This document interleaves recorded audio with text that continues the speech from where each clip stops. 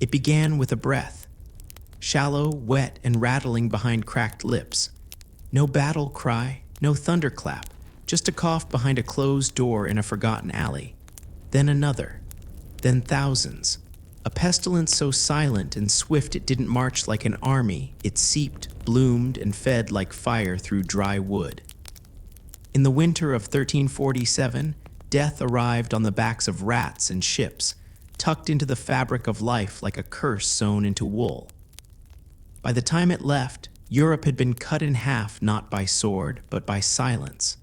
Fields emptied, churches echoed, entire families were erased from memory, and the living were left to whisper to ghosts. In the dusty corners of Eurasia, long before the fear took shape in bell towers or cobbled streets, something unseen nestled into the fur of a black rat. Its name was Yersinia pestis, though no one knew it then. It didn't howl. It didn't scream. It simply clung, multiplied, and waited, carried not by storms or gods, but by something small enough to be ignored. A flea, just a single flea, hungry, searching, latching. In its bite, a sickness older than memory passed quietly into warm blood. And the world, still unaware, began to change. Flea didn't care about borders or creeds. It didn't pause for saints or kings. It moved by instinct from rat to rat, from beast to man. Its life cycle was one of dependency. Born into the bedding of rodents, it fed and bred in silence, hiding in the underworlds of markets, barns, and grain ships.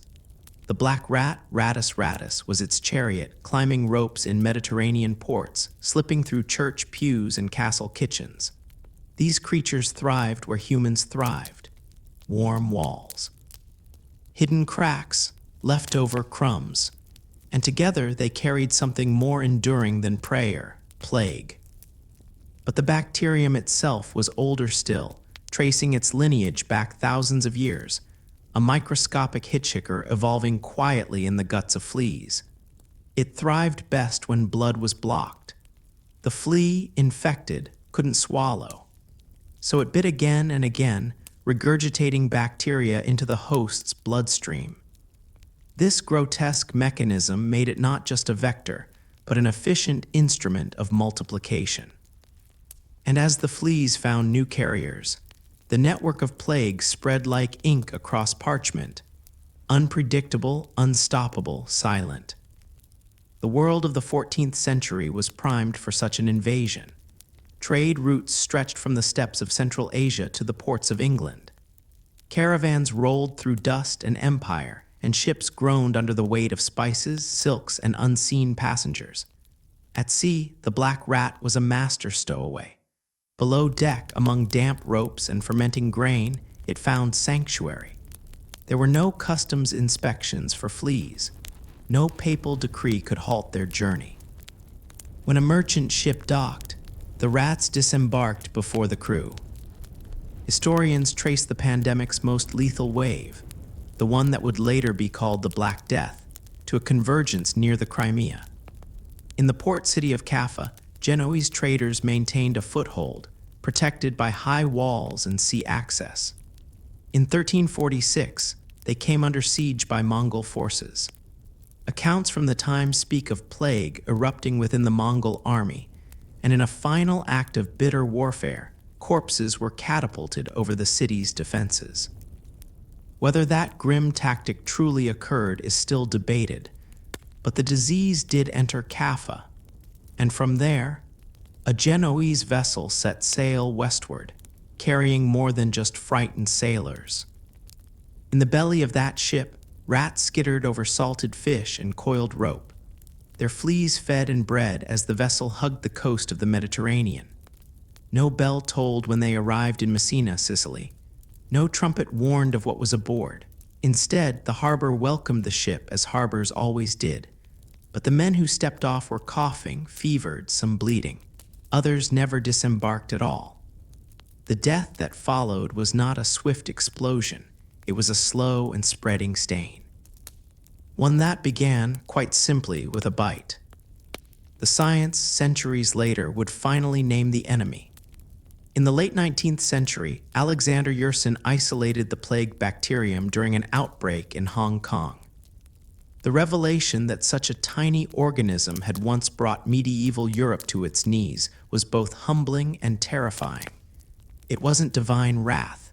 It wasn't a poisoned well or a punishment for sin. It was a microbe, and a flea, and a rat. But in the 14th century, there was no such clarity. No microscope to guide the frightened. What people knew was this: one day a neighbor coughed.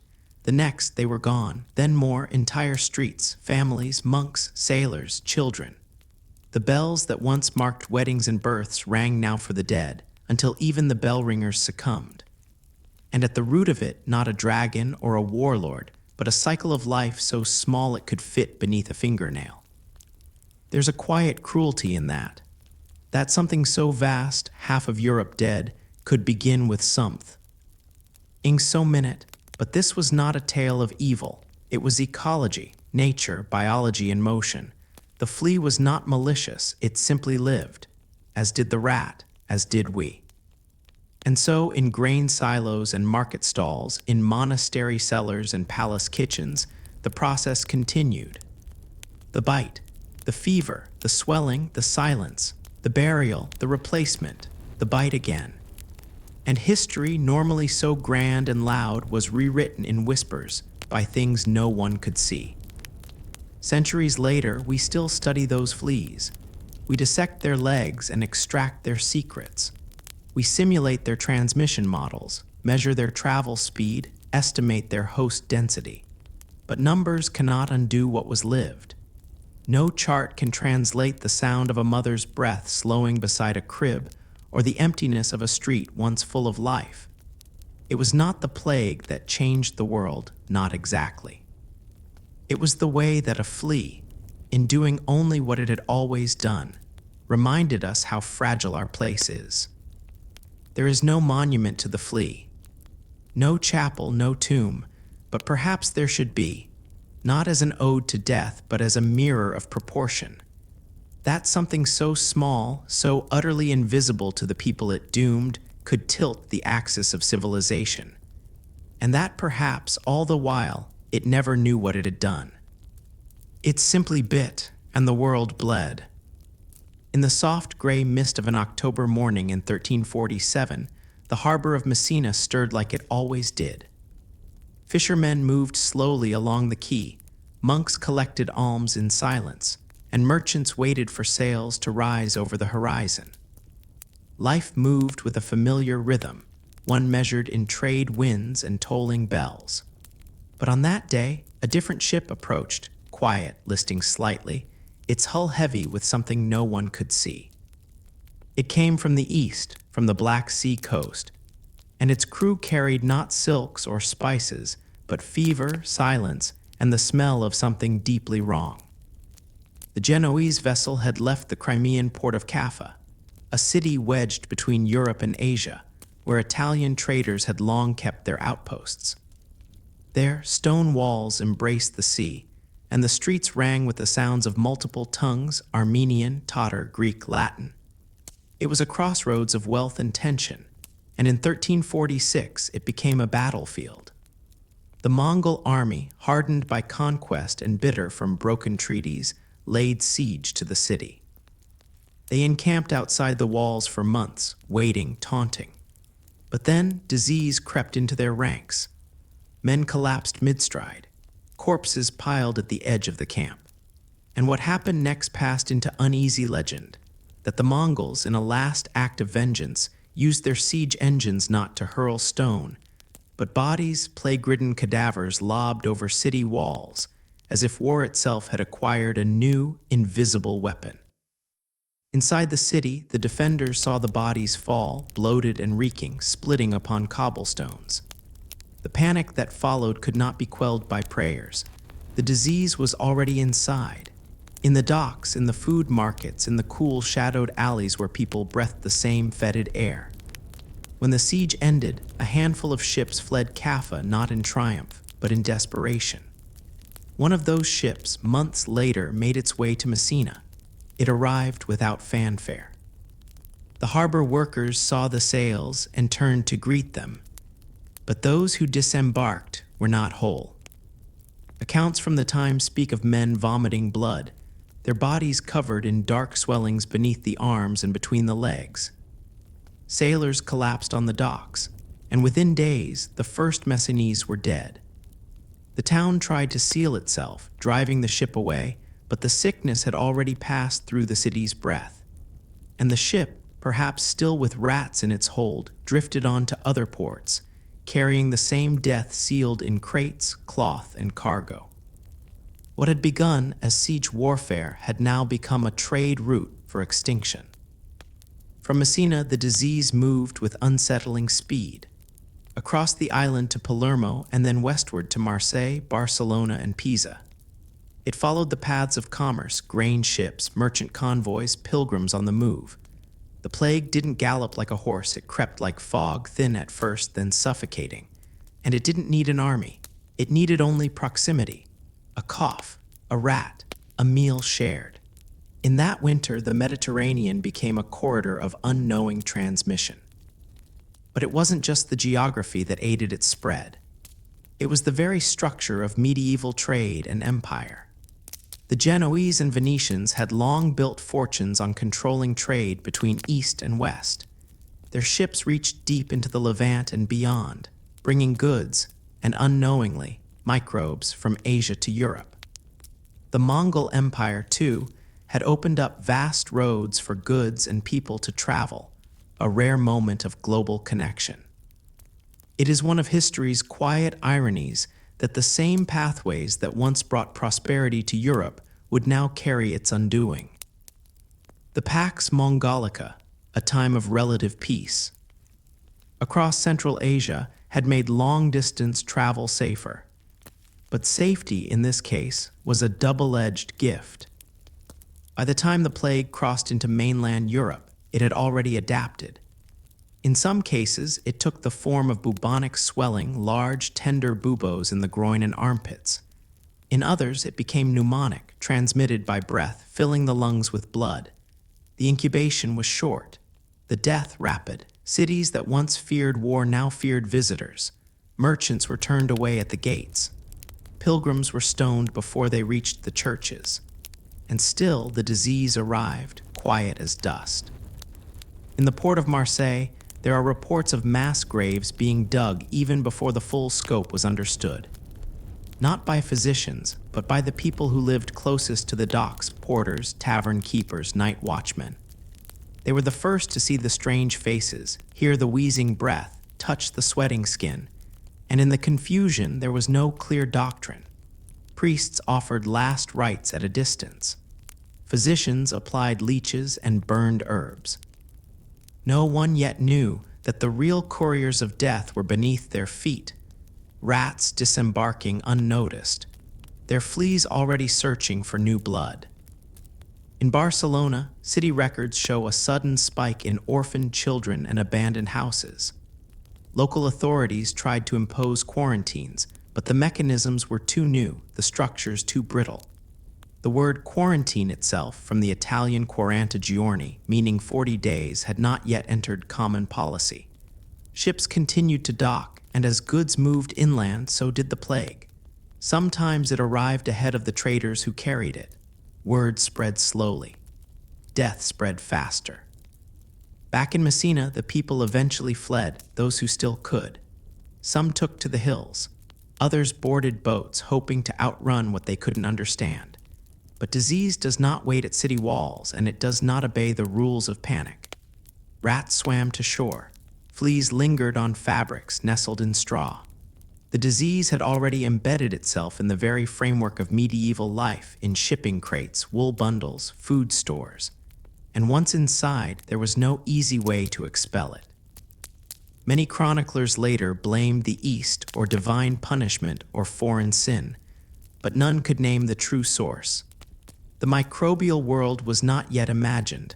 All that was visible were symptoms and funerals. In every new port, the pattern repeated. A ship arrived. A few days passed. Then the bell towers rang. Trade was not halted, not immediately. The need for grain, cloth, and salt outweighed the distant rumors of death. Kings still issued taxes, cities still sought profit, And so the ships kept coming, and the rats kept climbing. The disease followed no ideology. It punished poor and rich alike, though not always equally. Densely populated cities suffered worst. The countryside, slower to connect, sometimes bought a few extra weeks, but no region remained untouched. It is easy to imagine the ships, black-sailed and ominous, as villains. But they were only vessels, extensions of human connection and survival. The sailors didn't bring death by choice.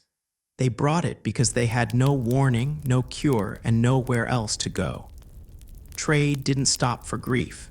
It floated on top of it. And so, in the cold months of late 1347 and early 1348, Europe began its descent. Not through conquest or decree, but through the slow, rhythmic arrival of ships, each one bearing the weight of commerce and the breath of plague. By the time the bells stopped ringing in Messina, other bells were just beginning. Venice, Genoa, Tunis, Valencia. What had started as a siege in a distant city became the unraveling of a continent. And no one remembered the name of the ship, only the silence it left behind. In the autumn stillness of 1347, Messina looked out upon the sea with the quiet confidence of a city accustomed to visitors. The harbor stirred gently beneath Sicilian sun, sails rising and falling like breath. Merchants swept the thresholds of their shops, priests murmured Latin beneath rose-colored glass, and the scent of fresh citrus drifted down the winding alleys. It was a city at the crossroads of empire and exchange, where Arabic echoed beside Latin and silk touched salt in the markets. For centuries, ships had come and gone, but this one was different. No trumpet marked its arrival. No procession welcomed its crew. The ship came limping into port, its hull sun-bleached and heavy, its passengers gaunt, silent, or already dead. What first drew attention was the smell. Not the salted fish or the familiar rot of low tide, but something thicker. Sweet, coppery, it clung to the skin, stayed in the throat. Sailors stumbled ashore, fevered and confused, some barely upright before collapsing. They bore signs no healer could name: large swellings under the arms, blackened fingertips, blood on the breath. The whispers began almost immediately. In back rooms and bakeries, behind shut. Arres and within churches, people spoke of divine punishment, of eastern curses, of poisoned winds.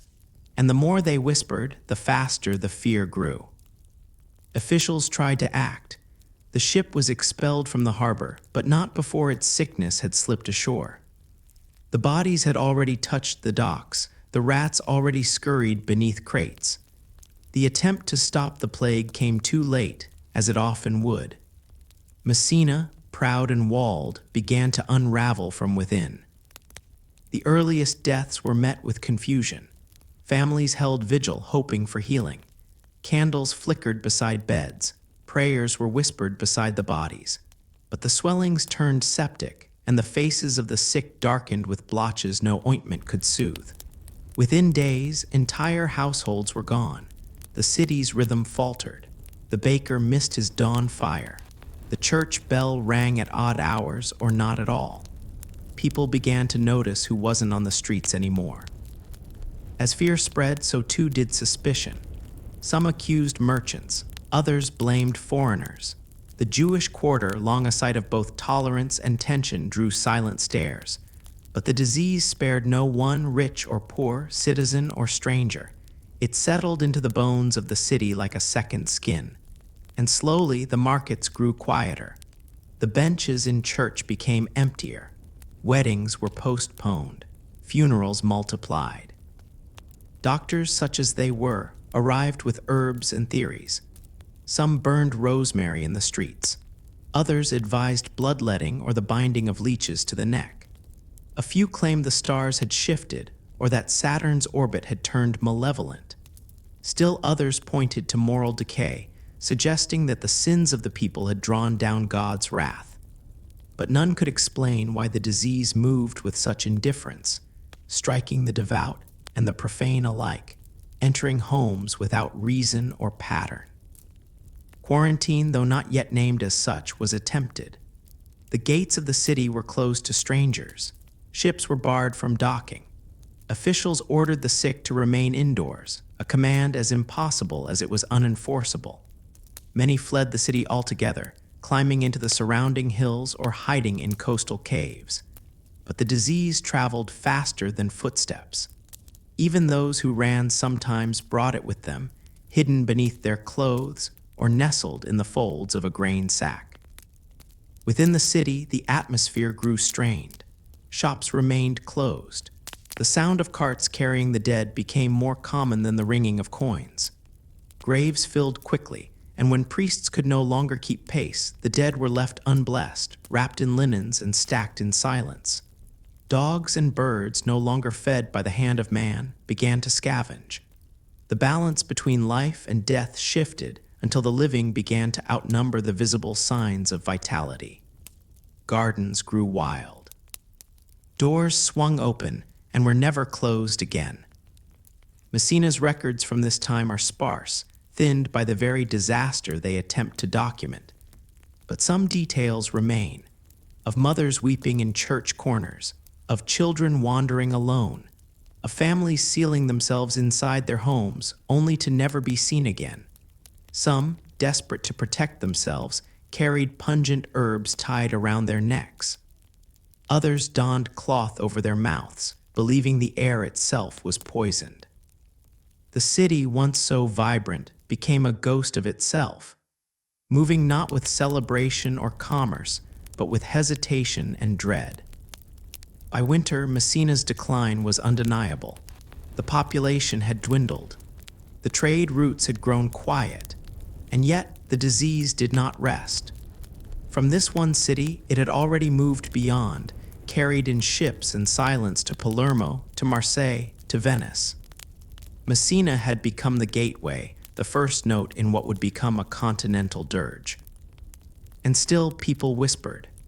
They whispered of the devil's touch, of stars misaligned, of punishment and prophecy. But behind the myth and confusion was a simpler truth. The disease had arrived not with malice, but with biology, carried by rats and fleas, born by trade, spread by touch. The old rhythms of the city had made it vulnerable, not its sins. The last weeks of plague in Messina passed with a hush. There were fewer to speak, fewer to hear.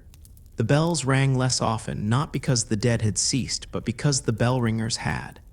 The silence that once marked morning now stretched through the day.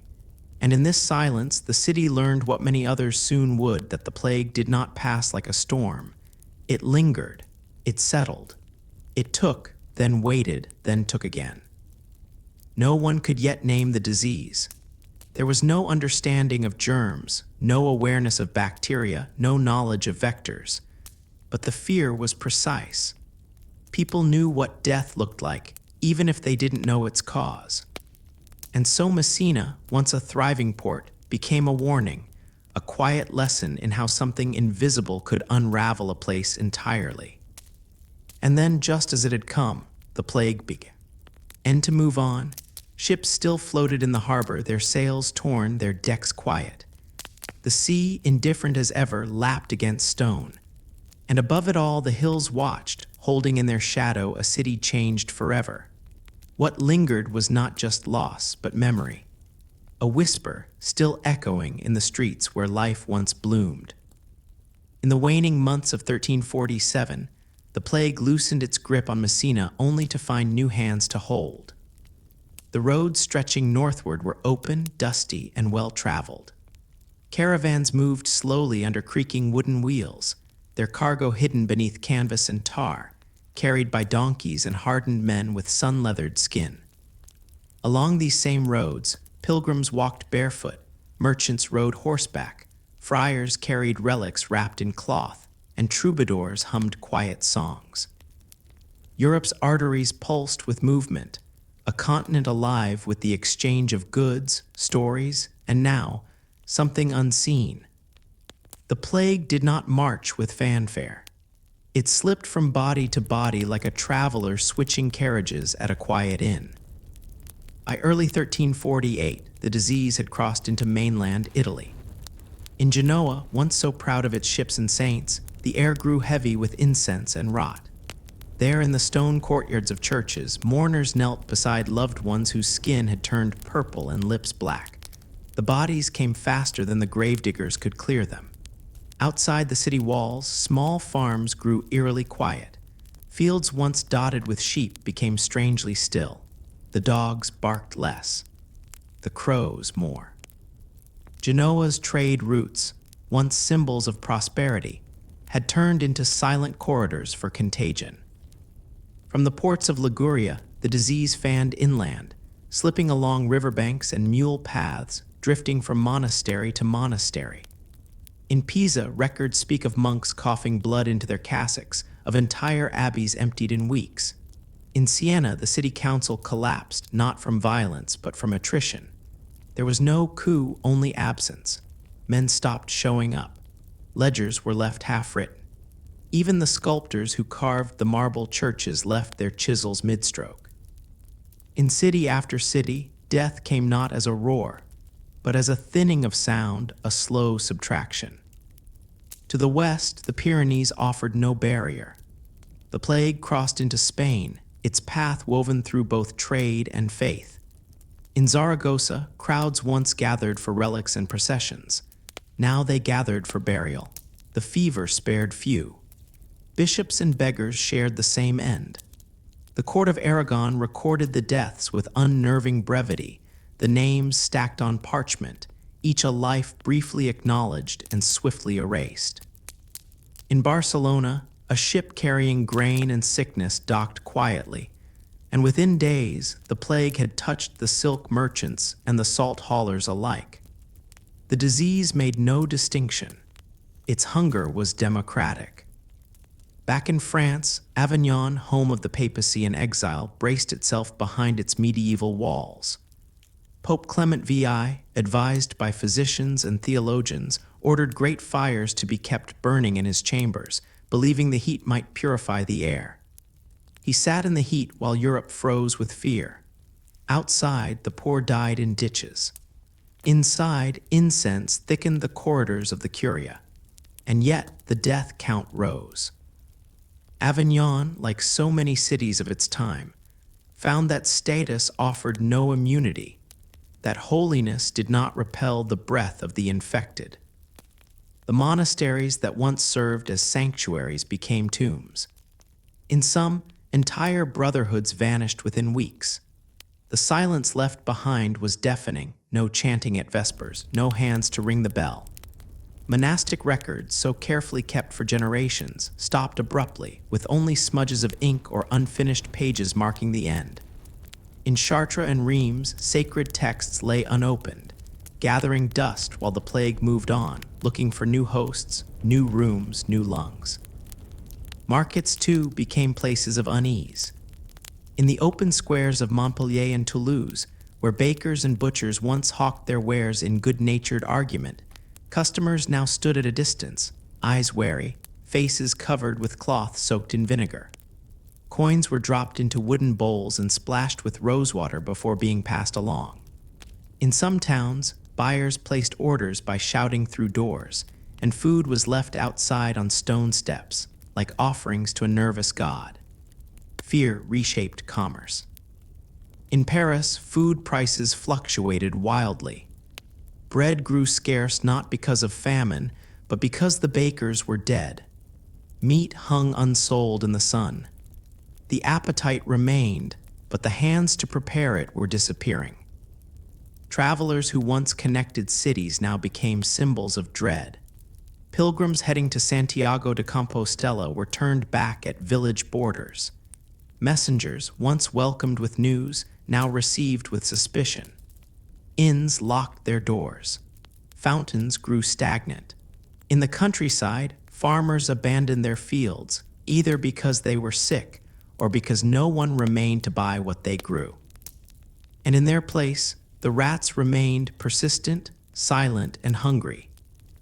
Their fleas carried the plague onward, from straw bed to merchant stall, from grain sack to altar. Europe had grown connected in ways that made it vulnerable. The roads that once brought prosperity now wove a net too fine to escape. No kingdom was too proud, no village too remote. The disease moved like water seeping through fabric, quietly, steadily, without permission. Attempts to stop it came in fits. Cities shut gates, burned belongings, banished strangers. But the plague did not need a banner. It did not require an army. It only needed closeness. Even in remote hamlets where no foreigner had been seen in months, the disease arrived. Brought by a brother visiting from town or a merchant who had handled an infected coin days earlier. And once it came, the rhythm was always the same. Fever, swelling, black spots, breathing that turned to wheezing, then stillness. Graves dug into frozen soil, marked with sticks or not at all. The living carried the dead a little farther each day, but even that could not last. Eventually, the living stopped carrying. Among those who survived, the question was not just how, but why. Why had one household perished and another endured? Why had a child been spared while a bishop fell? In the absence of explanation, theories flourished. Some blamed the air thick, foul, corrupted. Others accused enemies, the poor, the foreign, the devout, or the heretic. But none could explain the way the disease crossed mountains and rivers with the same quiet efficiency, how it found its way into palaces and barns alike. The plague did not announce itself with banners or horns. It arrived in the rattle of a wheel, in the rustle of a robe, in the soft creak of a door opening to welcome a traveler. It followed the rhythms of trade and faith, the roots of war and peace. The more interconnected the world became, the faster the web drew tight. By the end of 1348, the pattern had been laid bare. Cities connected by trade were cities vulnerable to grief. And what had once been cause for pride, the great movement of goods, people, and ideas, had become a fragile lattice stretched across a grieving continent. Europe had become its own mirror, reflecting death back upon itself, again and again. And yet the carts kept rolling. Horses kept walking. People still traveled, not always by choice, not always knowing. The plague didn't need armies, it had us. Behind thick walls of limestone and prayer, monasteries once stood as sanctuaries of order in a restless medieval world. Their bells marked the rhythm of days, not by commerce or war, but by devotion. Matins before dawn, vespers at dusk, quiet meals, scribes bent over parchment, rows of candles flickering against the damp, cool hush of stone.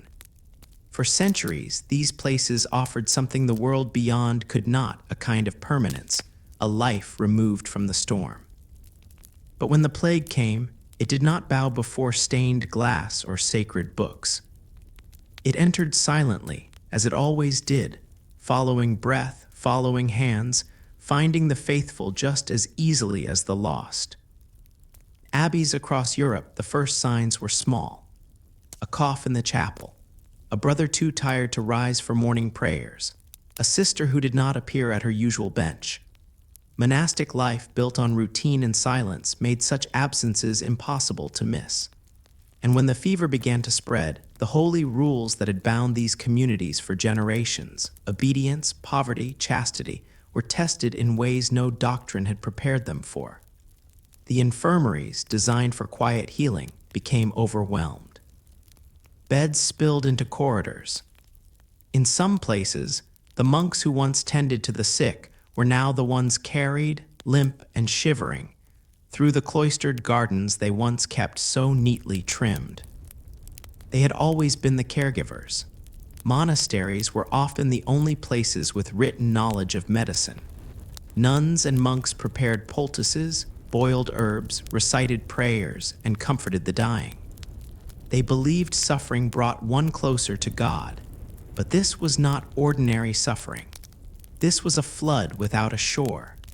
Some continued to serve, refusing to flee even as their communities fell apart. In the Dominican convents of Italy, in the Benedictine monasteries of France, some stayed until the very end, their own breaths growing shallow even as they tried to anoint the next. Others, faced with the collapse of structure, the emptying of dormitories, the unbearable weight of mass death, simply left. In the great abbey of St. Denis, once a center of learning and liturgy, the halls fell eerily quiet. The chant stopped not because the faith was gone, but because the voices were. In Avignon, where Pope Clement VI held his court, the plague consumed not only the city but the clergy within it. Bishops died beside their scribes. The cardinals' robes, once crimson with ceremonial grace, were now soaked in sweat and marked by fever. Our Pope Clement, isolated behind a wall of fires, issued mass absolutions for the dying, unable to send priests fast enough to deliver last rites. The church itself was cracking, not only in numbers, but in confidence. In cloisters, death struck without preference. The rule of Saint Benedict, with its strict discipline and prescribed labors, could not protect a single novice. Libraries remained undisturbed as scribes collapsed mid-transcription. Illuminated manuscripts sat half-finished, their margins already darkening with dust. Gardens overgrew. Sacred fountains, once cleaned daily, stagnated. The rhythm unraveled. Nunneries suffered in quiet, often unrecorded. Women religious, tasked with caring for each other and their communities, died in obscurity. In German-speaking lands, entire convents vanished from the record. The dead were sometimes buried in haste, with no one left to record their names. A few surviving sisters tried to continue the hours of prayer alone, chanting softly to walls that had heard those same psalms for decades. The echo changed. The cadence broke. Monasteries had long served as reservoirs of stability. They brewed, copied, healed. They were repositories of memory, copying not only scripture but classical texts, herbals, astronomical charts. They were landlords too, holding large estates, managing tenant farmers, collecting rents. The plague shattered this web. Tenants died, rent went unpaid, fields lay fallow. Some monasteries lost more than half their monks.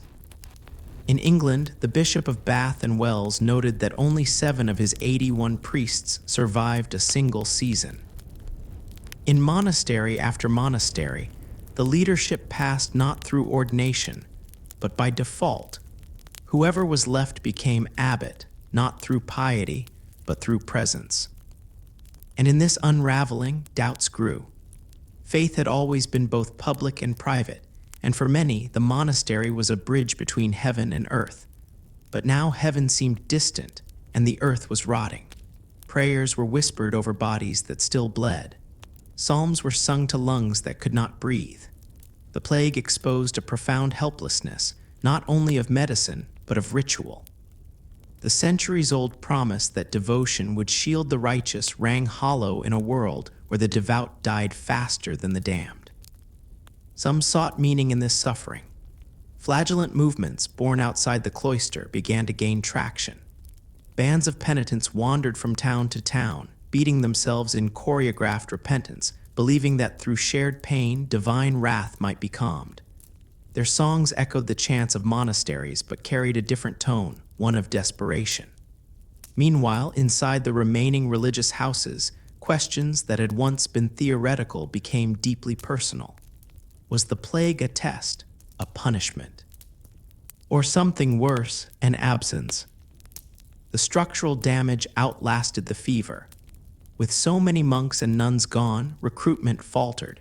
Novitiates remained empty. Some monasteries were consolidated, others abandoned. The land passed to secular hands. In some places, the empty cloisters were repurposed, their chapels turned into storage rooms, their refectories used for local gatherings. The monastic system, so central to medieval life, would never quite recover. Its prestige faded. Its authority, once unquestioned, became conditional. And yet not all faith was lost. In the few monasteries that endured, a quieter humility took root. Survivors stopped pretending they understood divine will. Instead of grand answers, they offered presence. Instead of certainty, they offered shelter. A few became centers of recovery, not because they had power, but because they had space. The silence, once filled with ceremony, now held memory. Europe would eventually rebuild. Cities would repopulate. Markets would reopen. But behind the monastery walls, something had shifted forever.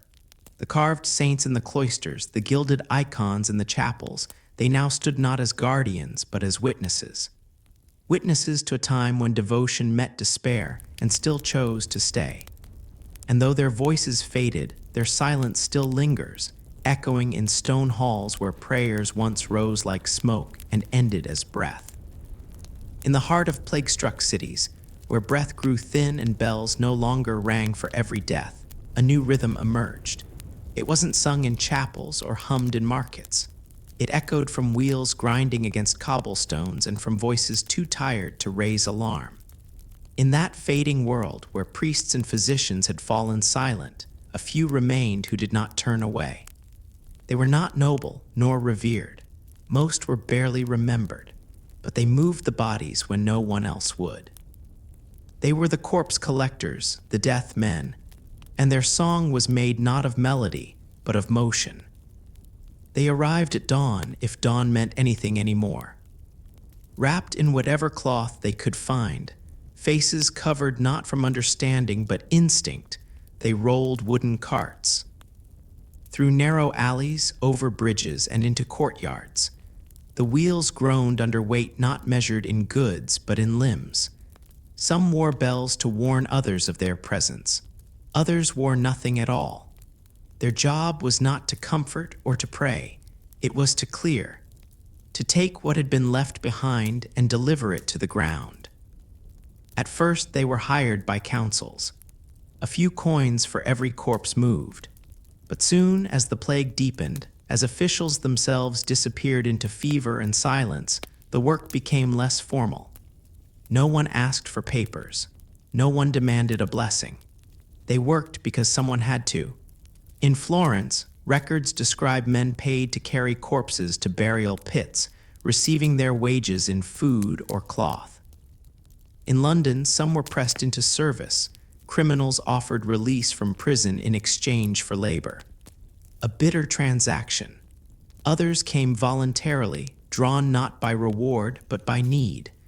Their own families were dead, their trades gone. The cart became a kind of lifeline, however morbid. The collectors moved through a world transformed. Curtains no longer hung in windows. Doors stood open.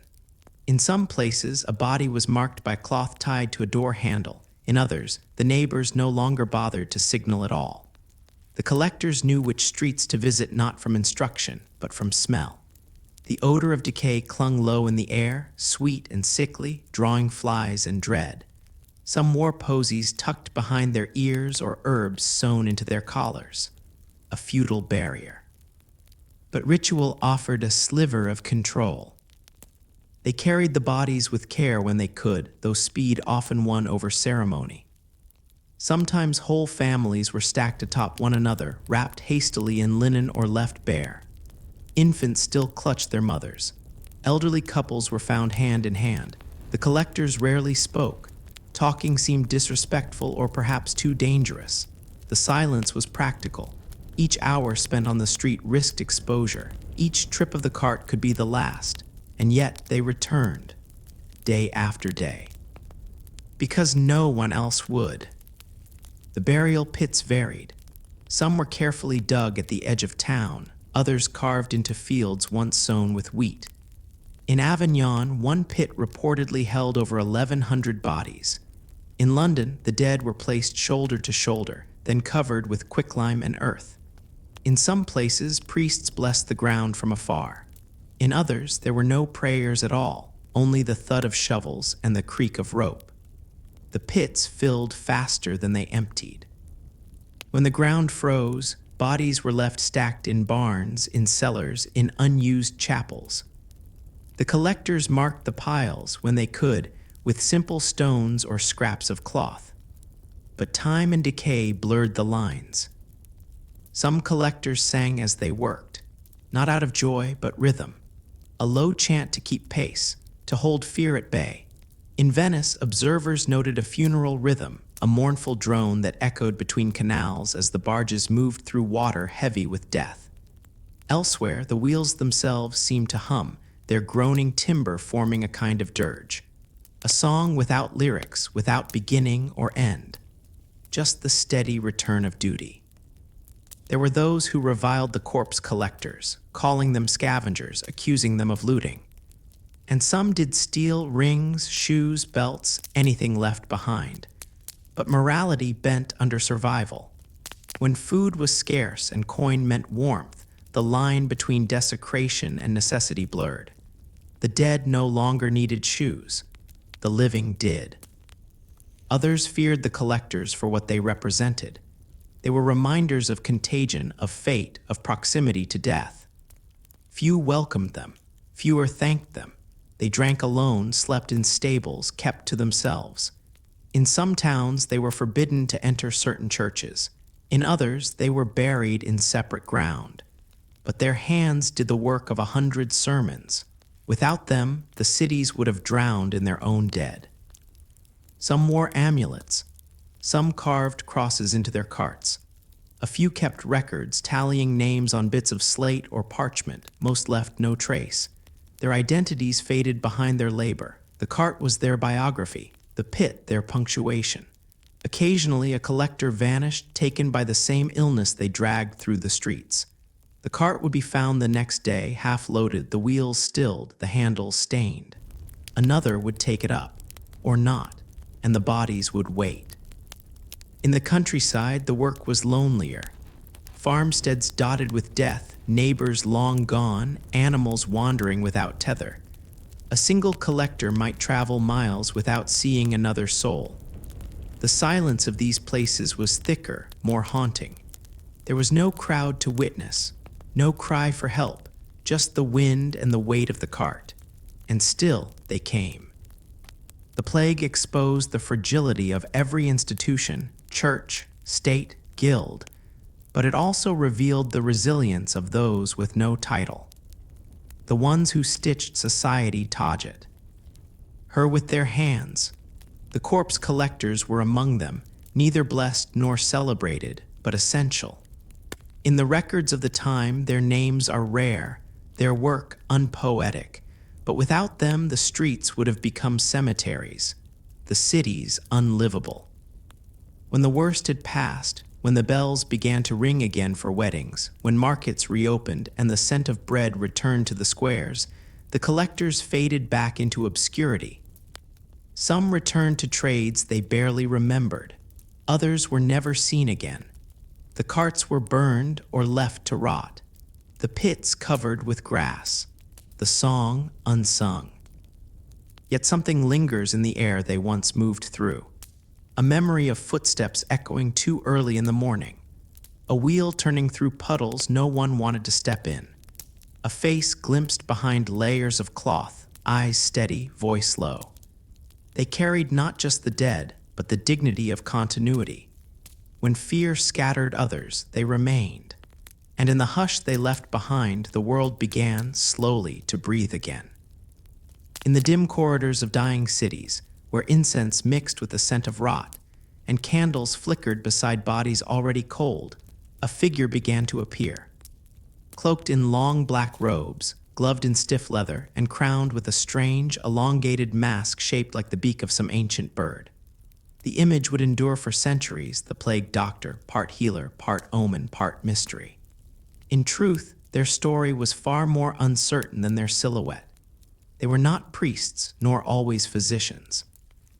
They were hired hands in an age of desperation, stepping between the living and the dead, with tools few understood and knowledge that never quite caught up with the illness they faced. The earliest use of the distinctive beaked mask is often attributed to 17th century France and Italy, especially the plague outbreaks of Marseille and Venice. But even before that, during the Black Death of the 14th century, men had walked the infected streets in layered robes and improvised gear. The outfit was designed for survival, not spectacle. The mask, with its curved beak and dark lenses, was more than symbolic. It held within it dried flowers, herbs, and vinegar-soaked cloth. The beak was meant to filter miasma, the invisible bad air believed to carry disease. It was a time before bacteria were imagined, before contagion was traced through droplets and vectors. The air itself was feared, and the mask became a defense against what could not be seen. Full uniform was meant to cover every inch of skin. A wide-brimmed hat signaled their authority. A wooden cane allowed them to examine patients without touching them. The robes, often waxed or oiled, were believed to repel illness. But the mask, stiff, strange, bird-like, became a kind of second face. It protected, yes, but also separated. A doctor behind the mask was no longer just a man. He was a symbol of both hope and dread. Children ran from the sight. The sick often cried upon it. Some believed death followed the figure like a shadow. Others prayed that his arrival might bring relief, however slim. The doctors were often municipal appointments. Cities overwhelmed by plague hired them to record deaths, observe symptoms, and when possible, treat the afflicted. Some had training. Many did not. Their work, by necessity, was less about healing and more about documentation, containment, and the grim management of dying populations. In cities like Venice, plague doctors kept tallies of the dead, advised councils, and inspected ships for signs of infection. Their work was bureaucratic as much as it was medical. Inside homes and hospices, their duties varied. They examined buboes, applied leeches, burned aromatic herbs. They prescribed bloodletting, vinegar baths, and the lancing of boils, treatments based on humoral theory, inherited from Galen and Hippocrates, systems that categorized illness as imbalances of blood, phlegm, black bile, and yellow bile. It was medicine without microscopes, theory without certainty. And still they worked. Moving from bed to bed, trying to make sense of a sickness that defied the neat boundaries of logic and learning. Some doctors succumbed quickly. Their layers of cloth, though formidable, could not prevent contact with the sick or their breath. Others survived by luck or isolation. In certain cases, they lived separately, visiting patients only by day and returning each evening to cottages outside city gates. In Padua and Rome, cities built dedicated plague hospitals where doctors might operate with some distance from the public. But the fear remained. No robe or ritual could erase the risk. And so each visit was a gamble, each diagnosis a gesture made with trembling confidence. Not all communities welcomed plague doctors. In rural areas, their appearance was sometimes met with violence. Superstition clouded perception. The arrival of a masked figure in a village could trigger panic. Was he a healer or the bringer of death? Some believed the doctors poisoned the air with their canes. Others accused them of marking homes for doom. And in truth, their presence often preceded mass death, not because they caused it, but because their services were summoned when all else had failed. In Strasbourg, a plague doctor might also be a notary, recording wills for the dying. In Milan, he might carry orders from the bishop to seal infected homes. In London, he might report directly to the mayor, mapping the spread of the disease across parishes. Their role expanded and shifted with each wave of plague. They were both observers and participants in a catastrophe no one fully understood. Sometimes they became scapegoats, sometimes martyrs.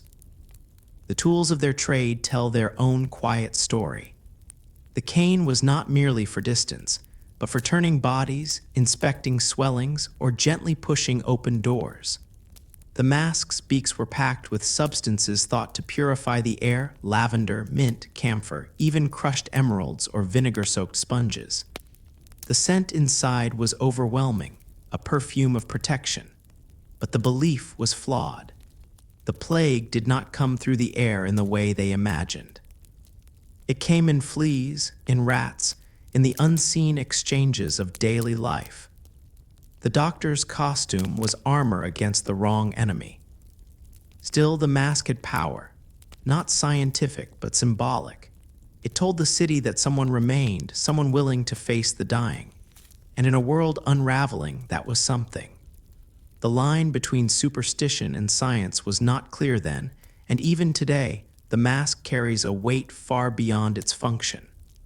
It has become the face of a moment when medicine stood at the edge of myth, trying to look into the dark and find shape. The doctors wrote journals, kept records, tried to learn.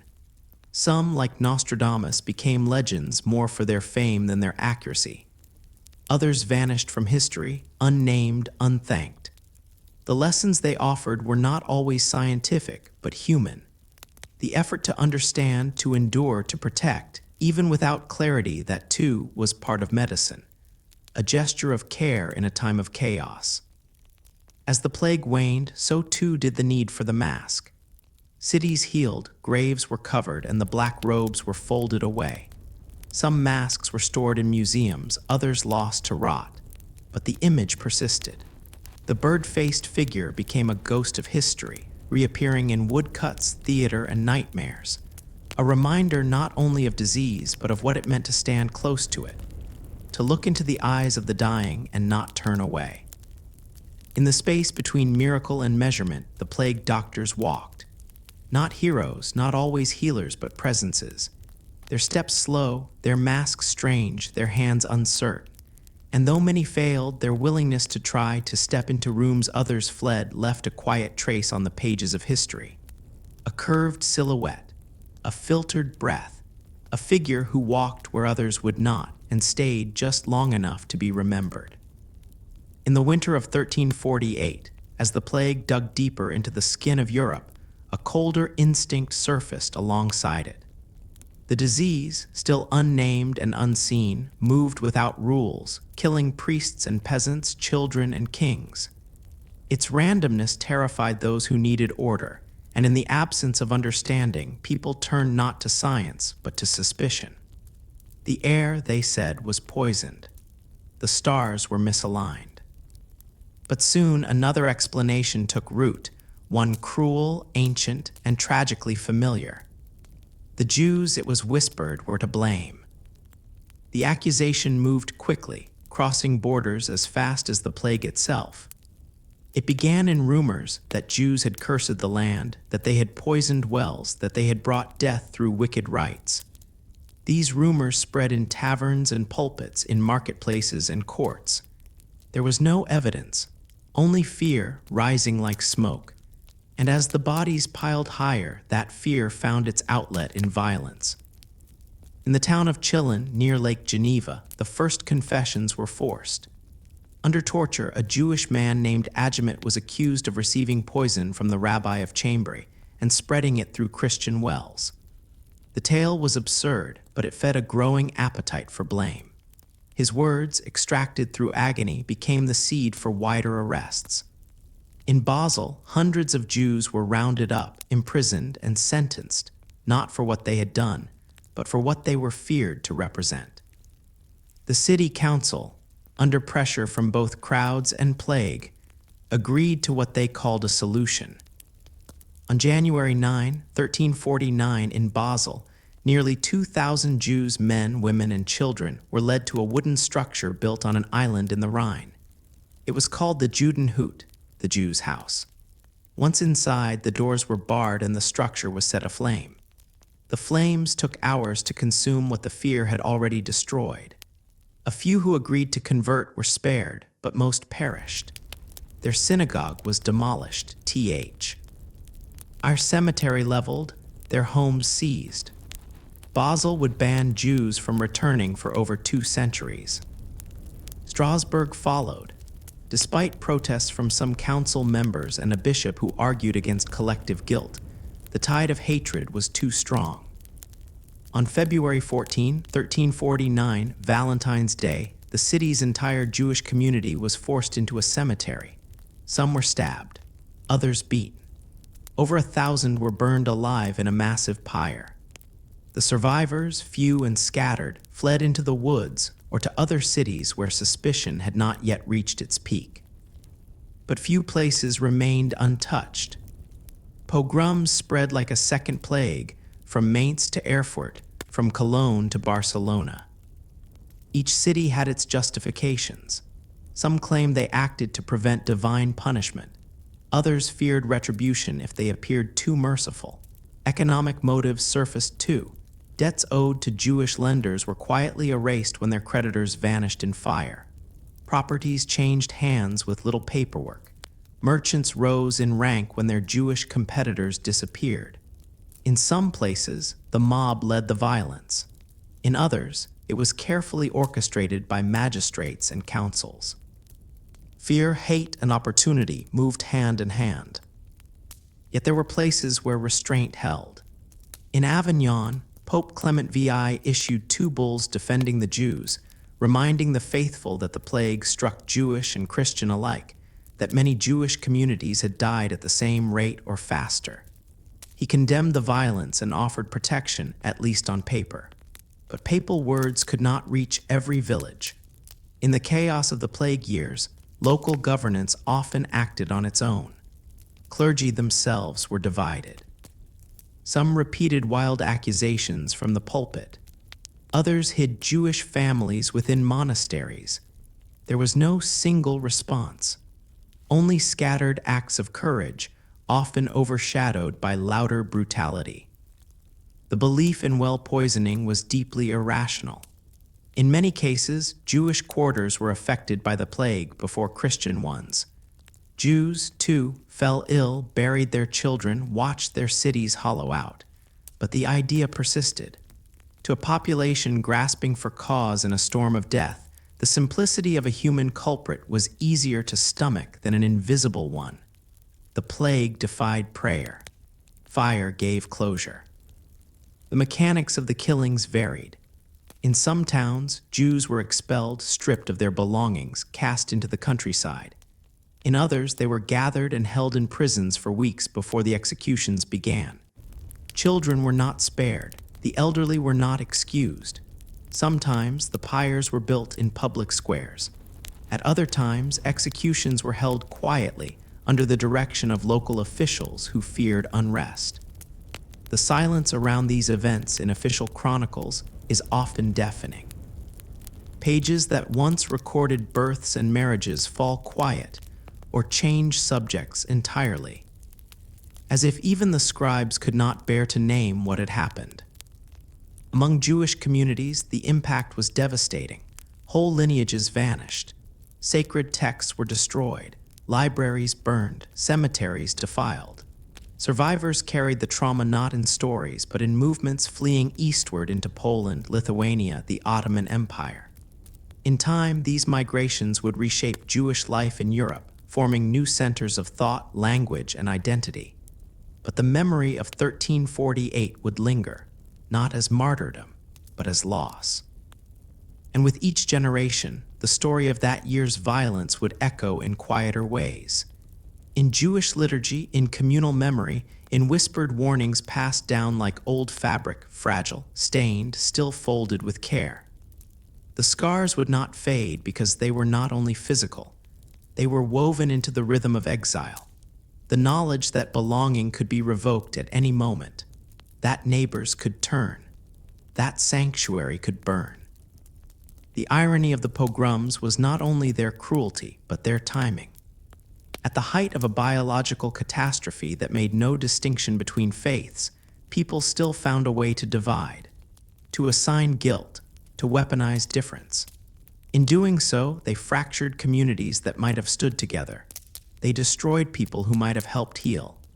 And they showed, once more, that the greatest danger in times of crisis is not always the disease, but the stories we tell to explain it. Some Jewish communities resisted with prayers, others with flight, a few with petitions to authorities that were quickly ignored, but most simply disappeared, their names removed from tax rolls, their homes resold, their cemeteries overgrown. In cities like Nuremberg, records of Jewish residents vanish in 1349 and reappear only centuries later. A whole generation erased, not by fever, but by fire. There were those who watched in silence, neighbors, tradesmen, fellow citizens, unsure whether to intervene, afraid to speak. History rarely remembers them, but their silence, too, is part of the story. It reminds us that atrocity often succeeds not because of how many act, but because of how many do not. Today, the sites of those mass burnings are largely unmarked. Grass has grown over the ashes. Stones have shifted. Cities have been rebuilt. But beneath the streets of Basel and Strasbourg, beneath the riverside soil of Mainz and Erfurt, the memory remains quiet, buried, waiting, not as an accusation, but as a lesson. The plague eventually passed. The fever lifted. Markets reopened. Bells tolled again for weddings instead of funerals. But something in Europe had changed. Trust had been broken. A line had been crossed. And though time moved on and history reshaped its narrative, the echoes of 1348 remained not in grand monuments, but in the absence of those who might have lit a candle, read a book, taught a song, or simply stayed. A silence left behind not by nature, but by choice. The year was 1348 when the tide crossed the Channel. It came not with trumpets or banners, but with silence folded into sails, carried on the decks of merchant ships mooring at ports from Dorset to Kent. The Black Death had arrived in England, and by the spring of 1349 it had reached the narrow, soot-darkened streets of London. The city then was a tight knot of timber and stone. Nearly 50,000 souls lived within its walls, a patchwork of parishes, guilds, and alleyways where life was marked by bells for work, for mass, for weddings, for funerals. They rang from the towers of St. Marylebone, St. Bride's, St. Dunstan's. They told the hours and the seasons, echoing over the Thames like time itself. But as the plague advanced, the rhythm shifted. Bells rang longer, more often, more urgently. At first for individuals, then for households, then without names at all. London had seen pestilence before, but never like this. The first cases were hushed. A merchant's apprentice who failed to rise, a midwife who didn't return. But soon the pattern could not be ignored. The sick swelled with buboes, tender, dark, hot to the touch. Fevers burned through families in days. Breaths shortened, darkened, stopped. And all the while the streets narrowed not from architecture but from absence. In the parish of St. Giles Cripplegate, entire rows of homes stood silent within weeks. At St. Olave's near the Tower, records show sudden gaps in baptisms, weddings, and burials, the ink interrupted by something faster than quill. Churchyards overflowed. In some cases, priests refused to enter homes, offering last rites from thresholds or through shutters. But many clergy stayed, and many fell. The plague showed no respect for hierarchy. Rectors and paupers died in the same hour. Gravediggers, once unnoticed men, became the city's most essential labor. They worked without pause, covered in sweat and soil, the weight of bodies pressing their backs into the earth day after day.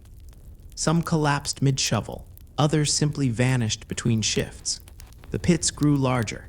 In East Smithfield, land was consecrated for mass burial with trenches long enough to receive hundreds. Quicklime dusted the dead, not for dignity, but for time. There was never enough. Wills were written with urgency, not by scribes in candlelit chambers, but by neighbors, by children, by anyone with hands left to hold a pen. The courts couldn't keep up. Executors died before documents could be read. Whole estates passed into confusion, properties lost to decay before inheritance could be claimed. London's legal structure, so proud and meticulous, buckled under the weight of mortality. Shops closed not from scarcity but from death. Tanners left hides unprocessed.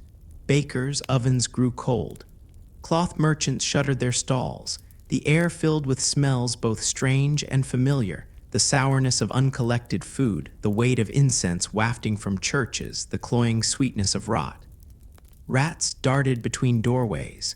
Dogs wandered without collars. And yet, even in the stillness, life did not fully stop. Some tried remedies. burning rosemary, hanging charms, drinking vinegar or eating onions by the handful. Others fled. But for most, there was nowhere to go.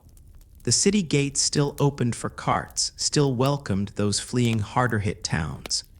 Fear rippled in every glance, and still the bells rang. By midsummer, the sound of bells had changed. It no longer marked individual loss. It became a background noise, a rolling mourning, hollow and unbroken. Some bells cracked under strain. Others were silenced when their ringers died. In one account, a single man rang for hours until at last the rope fell from his grip. The sound stopped, and no one replaced him. In the courts of Westminster, Parliament was adjourned, not from politics but from plague. Those who had gathered to discuss taxation and trade now fled to country homes.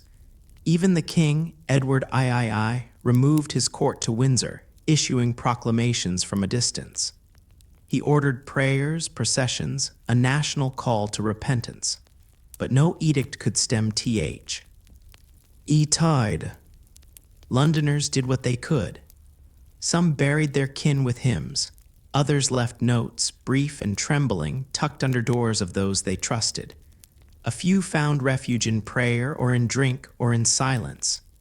The city, always noisy, found a new quiet, not peaceful but hollow. Horses walked unnalled. Markets whispered.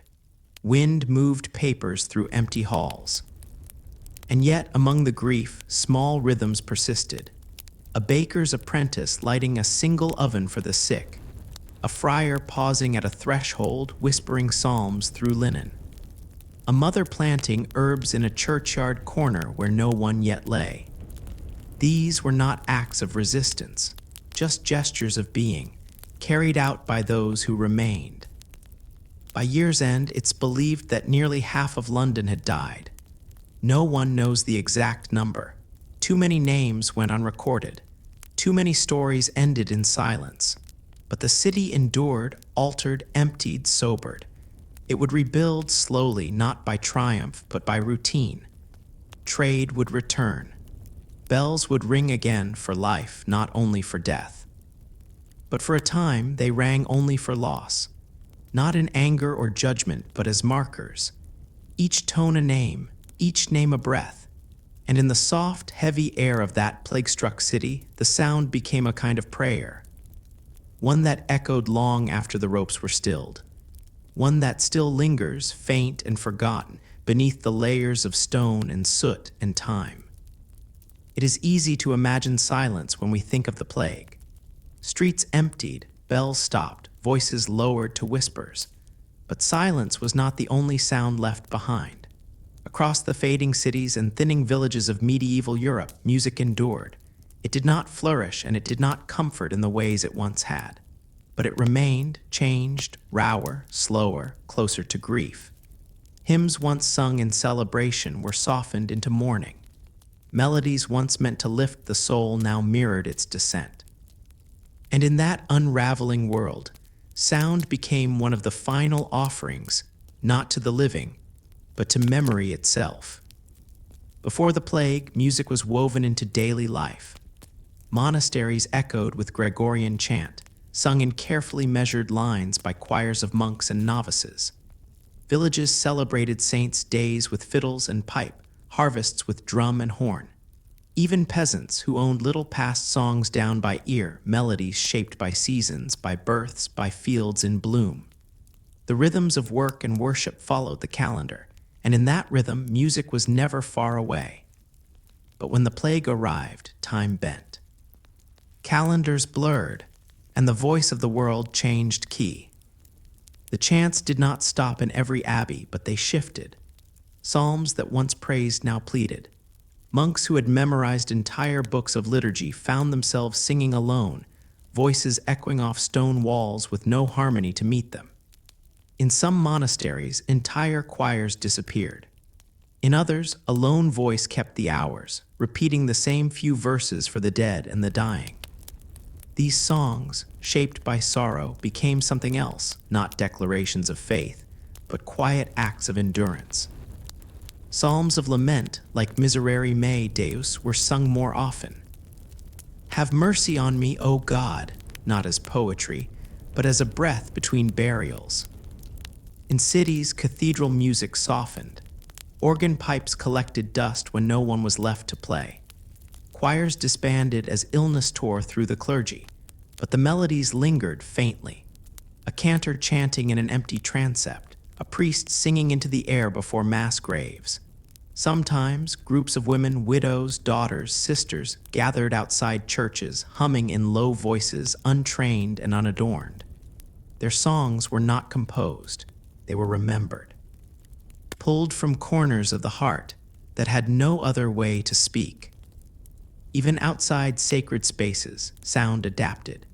In the countryside, lullabies became morning songs. Shepherds sang alone. Field workers carved flutes from reeds not for festivity, but for solace. The songs carried between hills and valleys, small notes against an uncaring sky. Traveling minstrels once filled inns with bawdy ballads.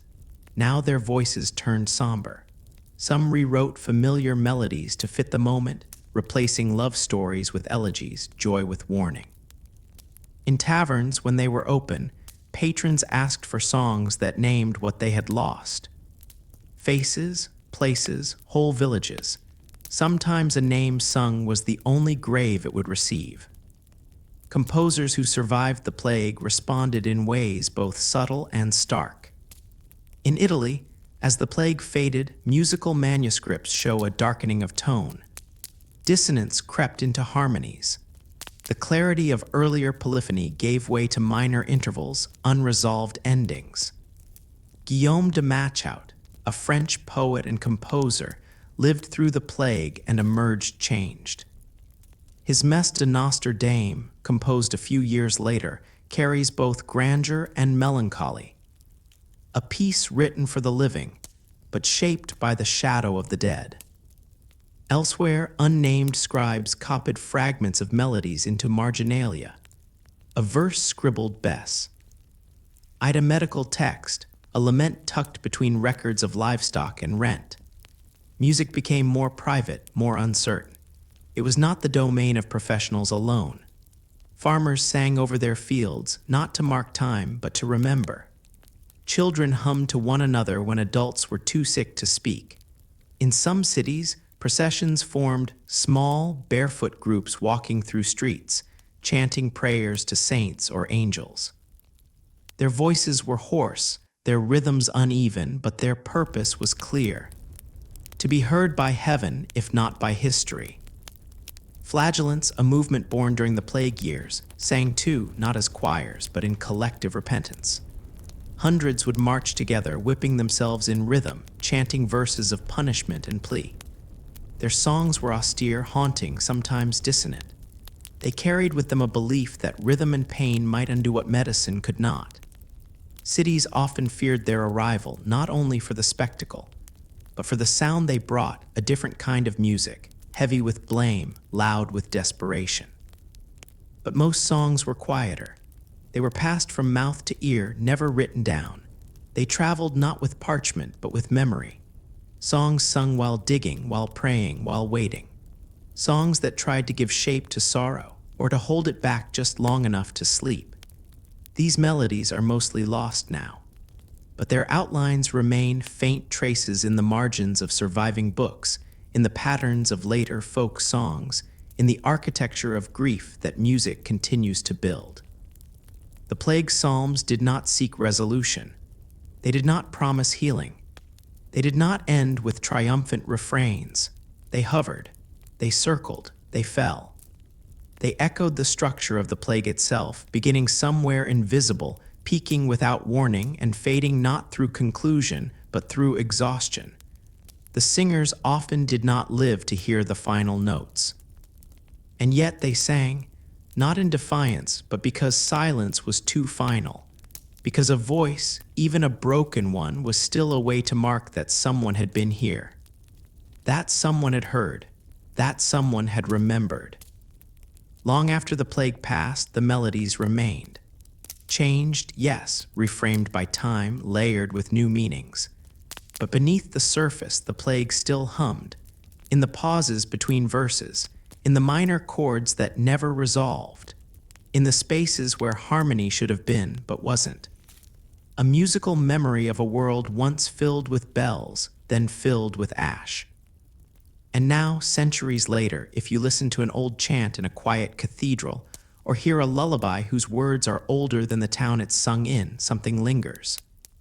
A note held a little too long, a phrase that falls instead of rises, a rhythm that doesn't hurry. These are not just musical choices.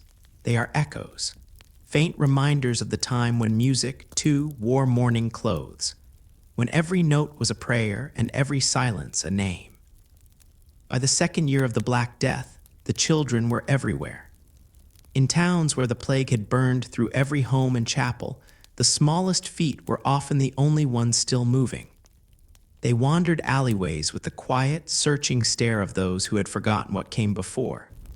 Some sat at the edges of market stalls, waiting for parents who no longer existed. Others clung to strangers, unsure whether to cry, to speak, or to run.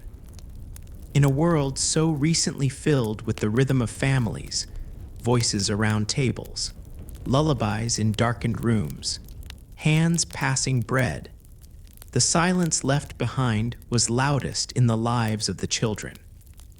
The plague had taken indiscriminately. Fathers collapsed in their beds, mothers followed days later, infants starved in arms no longer able to lift them. In many places, entire households vanished in a week. A child who went to sleep with 4 siblings might wake up alone. Older children tried to bury younger ones. Younger ones waited too long beside cooling bodies. There was no script for what came next, only hunger and stillness. And the soft sound of feet on earth that no longer welcomed them.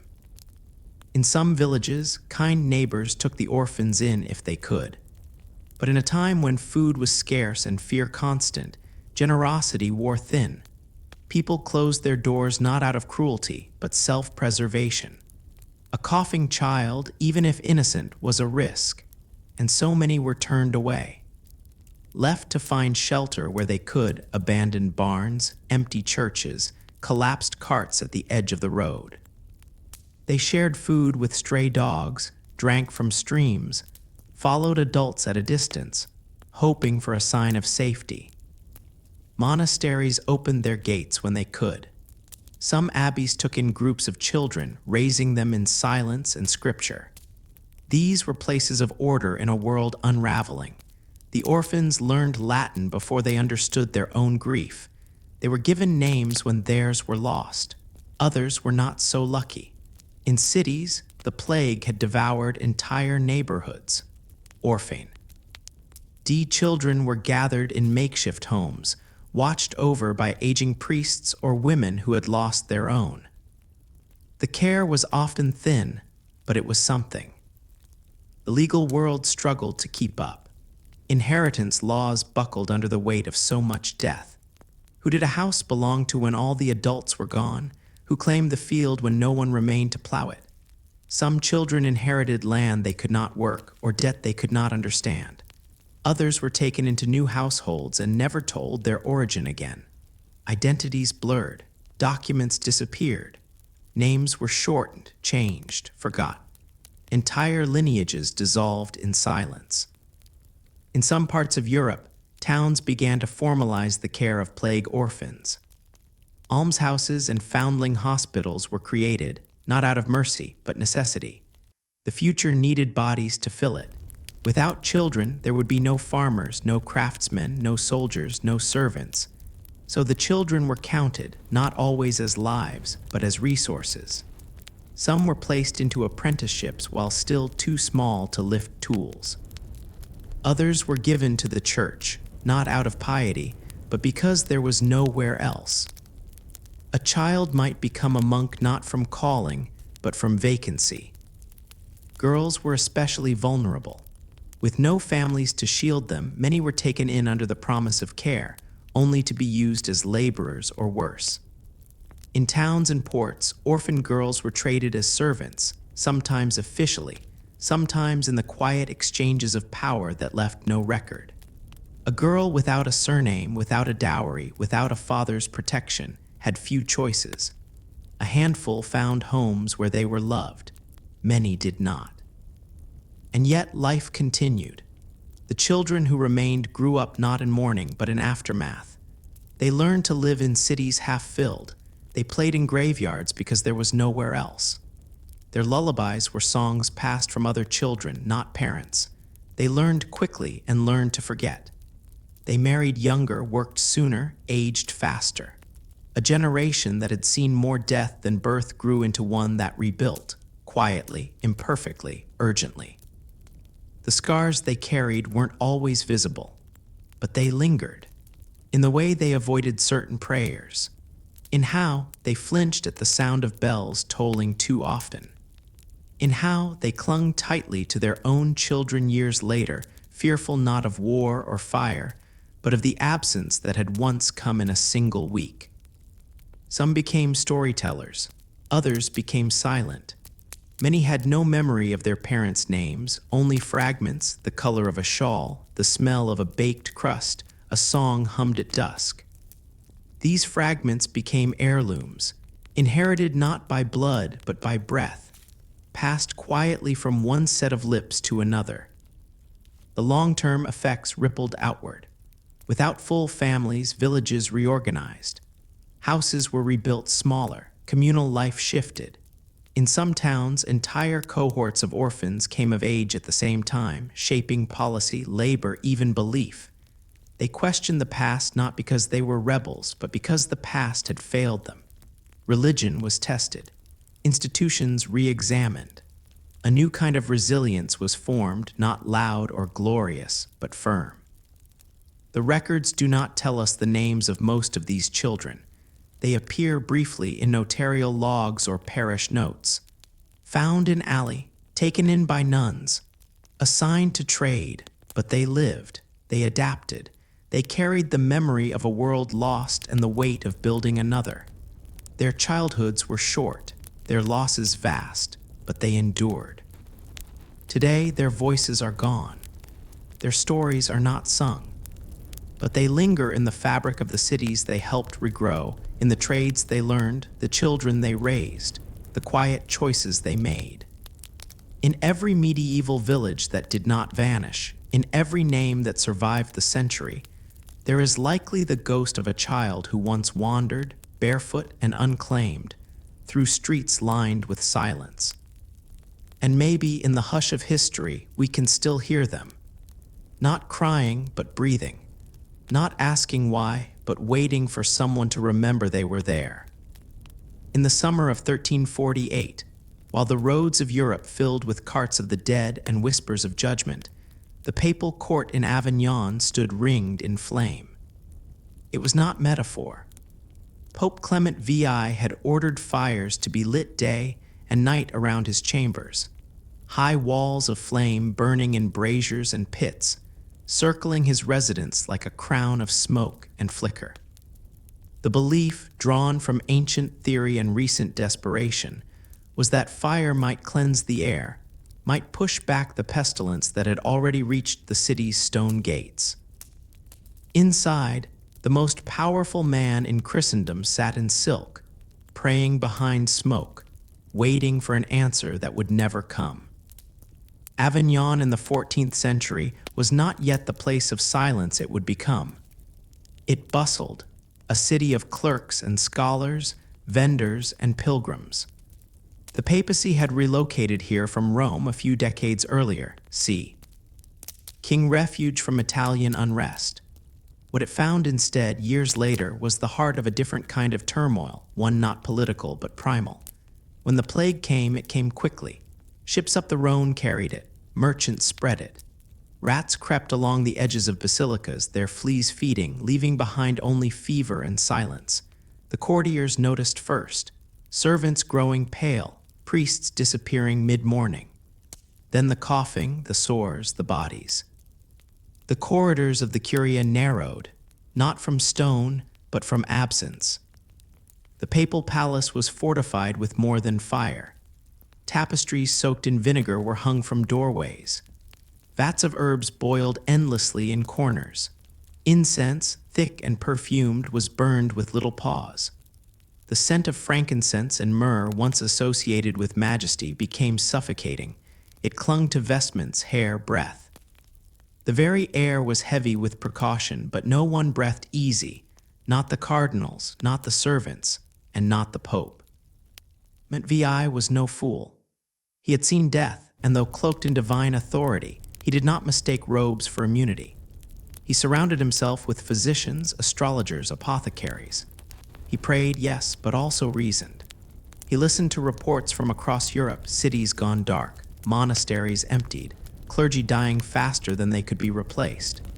He issued bulls condemning violence against Jews, attempting to quiet the scapegoating that burned through towns with a fury not unlike the disease itself. But these words, however well-intended, did little to halt the deeper current of fear that moved beneath his realm. Inside the palace, the rituals continued, masses said by priests who sweated through their linen, choirs reduced to duets, councils meeting with chairs already half empty. Divine order still demanded performance, even as its performers vanished. Some clergy refused to enter the sick wards, clinging to purity laws. Others, bolder or more resigned, walked directly into plague-ridden quarters, anointing the dying until their own hands trembled with fever. The papal court became a theater of contradictions. Holiness beside horror, incense beside infection, ritual beside raw survival. Records tell of a cardinal collapsing mid-sermon, of funeral processions slipping behind palace walls before the midday sun. The College of Cardinals, already diminished by politics, now shrank by death. Papal appointments were made quickly, often to men who would not live long enough to wear the ring. The normal bureaucracy of the Church, so practiced in administration and inheritance, became overwhelmed by the one process it could not slow. Still, Clement acted. He expanded the East Cemetery of Avignon, consecrating it for mass burials. Thousands would be buried there, side by side, their names recorded hastily or not at all.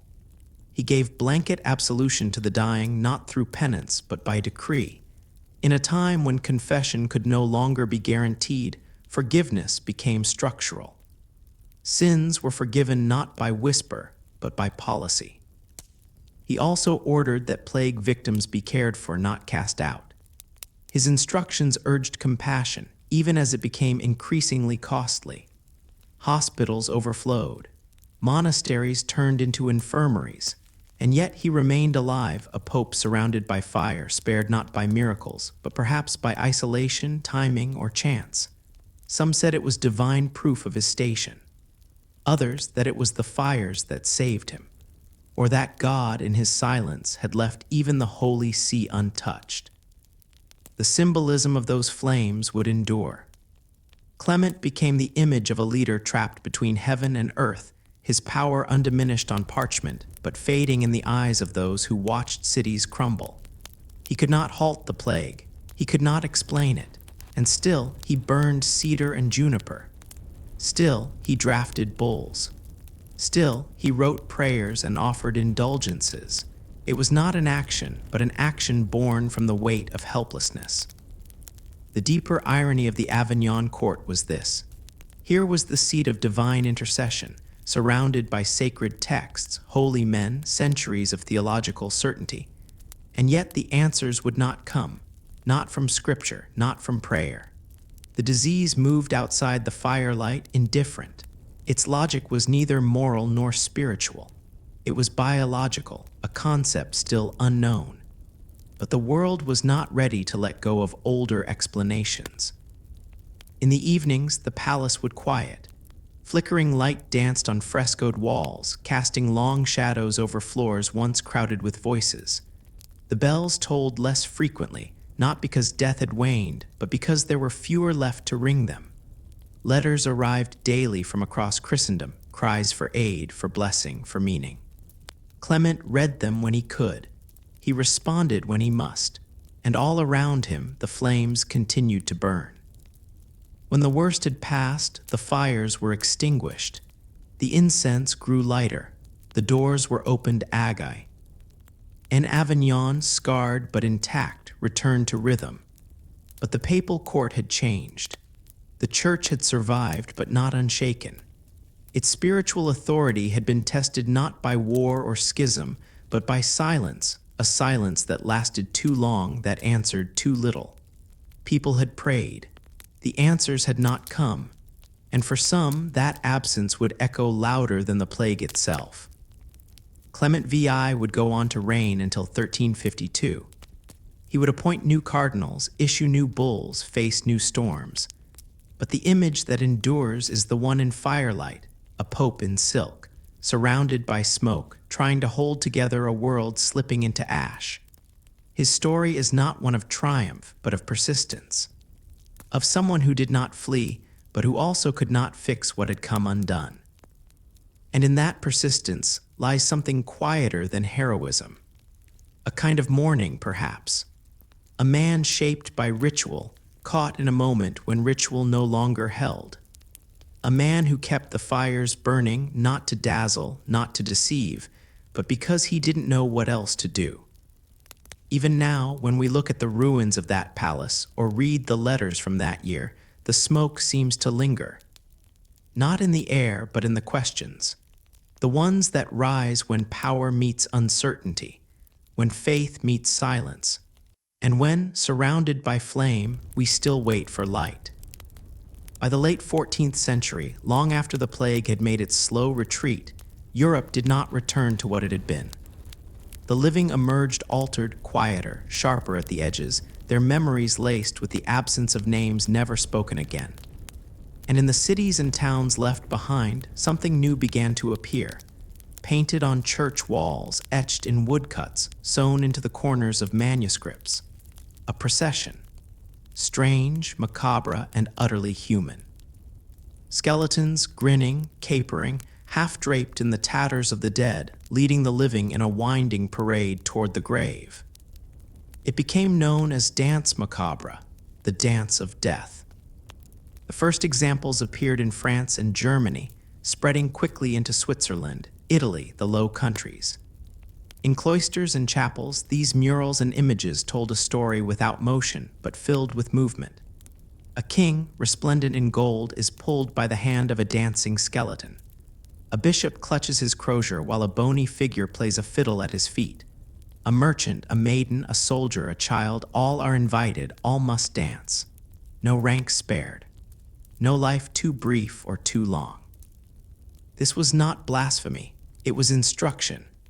In a world where 1/3, perhaps more, had vanished in a few short years, where the bells had not stopped ringing, art did not return to serenity. It turned to honesty. And this honesty did not scream. It grinned. It crept. It hummed the truth in fresco and wood, that the grave has no title and the worm knows no distinction. The roots of the dance are deep. Europe had long held a fascination with the memento mori, the gentle reminder of mortality tucked into religious thought and monastic reflection. But the Black Death gave it a new voice, one not confined to scripture but sprayed across public walls, visible to peasant and noble alike. At the Church of the Innocents in Paris, a mural stretched along the charnel house, depicting this eternal procession. Its figures were not grotesque, they were intimate. The skeletons leaned close, touched hands, whispered. They were not monsters, they were mirrors. These dances appeared beside cemeteries, inside cloisters, on the margins of books read by candlelight. They were sometimes accompanied by verses, short rhymes that addressed the viewer directly. I was well dressed, now I am dust. I wore the crown, now I wear bone. The language was simple, the message stark.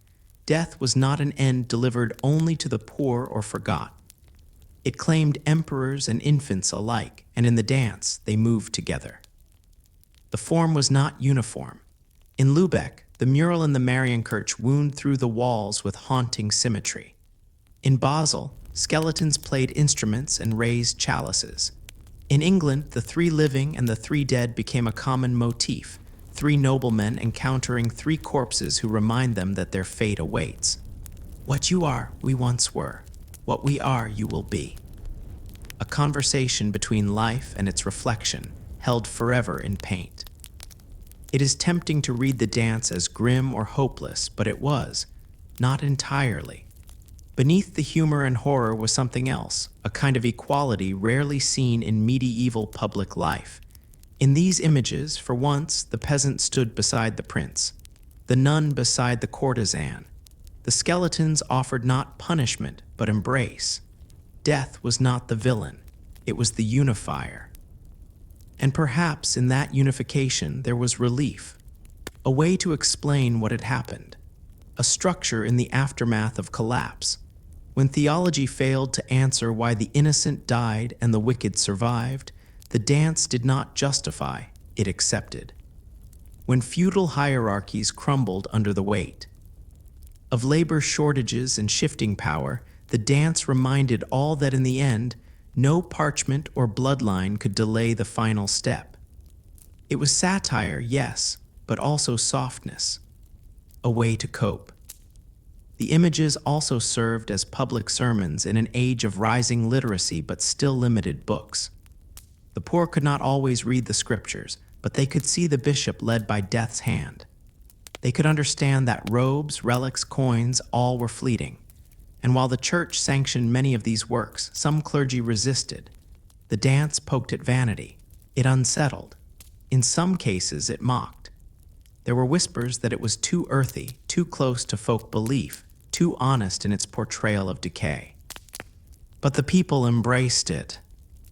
Artisans who had survived the plague painted what they remembered. Some had dug graves. Some had lost their families. They now gave death a face, not to glorify, but to recognize. Skeletons in these works are not always malicious. Often they are playful. They pluck at lutes, ride hobby horses, offer flowers. There is laughter here of a kind. The kind that comes not from joy, but from seeing truth so clearly it must be acknowledged with a smile. In music, the theme echoed. Composers began to write dances in minor keys to set liturgical texts to slower, darker rhythms. Instruments changed. The clanging of bells became more central, evoking tolls for the dead. In poetry, the verses reflected the same balance of reverence and rot. And in drama, traveling players performed morality tales where death took the stage, speaking not as a monster, but as a guide. The images traveled far, even as the plague did. In Bruges, in Tallinn, in Krakow. They were copied, adapted, expanded. Each city added its own local figures. The physician, the moneylender, the midwife, all were claimed, all were equalized. And over time, the dance grew not just as art, but as memory, a way of stitching together what had come undone. Even centuries later, as the Renaissance turned toward the glorification of form and balance, echoes of the dance remained. In Holbein's engravings, in Bruegel's paintings, the skeleton still danced, quieter now, but never far. And when later waves of plague returned in London, in Naples, in Vienna, the dance reappeared. Always waiting, never angry, just patient. Today, many of the original murals are lost, washed away by time, by war, by renovation. But a few remain, faded, cracked, clinging to the sides of stone churches that have seen more funerals than weddings. They are not beautiful in the modern sense. Their paint is simple, their proportions odd, but they carry something more enduring than craft. A voice from a time when death knocked loudly and often, and when the living learned to make art not in defiance, but in recognition. To walk beside these murals is to be reminded not only of mortality, but of the strange intimacy it brings. The shared fact of endings. The quiet truth that all our paths, however different in wealth, in color, in title, all bend eventually toward the same earth. And maybe, just maybe, there is peace in that. Not fear, not despair, but the soft rhythm of a dance that waits for no one and yet welcomes all. By the spring of 1349, graveyards across Europe had begun to sink. The soil, once neatly turned and consecrated, could no longer keep pace with the dead. In towns large and small, the rhythm of burial, that once sacred passage, had collapsed under the weight of volume. Priests exhausted or fallen, coffin makers ill or gone, families scattered or silenced. The old ways, which had framed grief with structure, could no longer contain the scale of loss. And so, quietly, grimly, another practice began to rise, one born not of tradition, but necessity: the plague pit. It was not called that at first. In city ledgers and ecclesiastical records, they appear more gently: common trench, outer ground, field allotment for the dead. But the people knew. These were not graves in the old sense. They were earth opened wide not for ceremony, but for accumulation. In London and Avignon, in Lubeck and Siena, the pattern repeated. When cemeteries reached their walls, when the bodies outnumbered the prayers, the land itself was pressed into service. The trenches varied in depth and width. Some were dug in haste, shallow and quickly filled. Others were deeper, carved by surviving laborers working with silent urgency, their shovels scraping into clay and stone. In East Smithfield, just outside medieval London city wall, one such pit would hold thousands. Archaeologists centuries later would find layers of bodies, some placed carefully, others stacked, their arms still folded in makeshift prayer. Quicklime dusted over them, not as blessing, but as preservative. The work was methodical, human. Often these pits were opened and closed over days or weeks. One layer of the dead, a covering of soil, then another layer. There were few markings, crosses made of branches, small stones. Occasionally, a name carved hurriedly into a plank, driven into the dirt like an apology.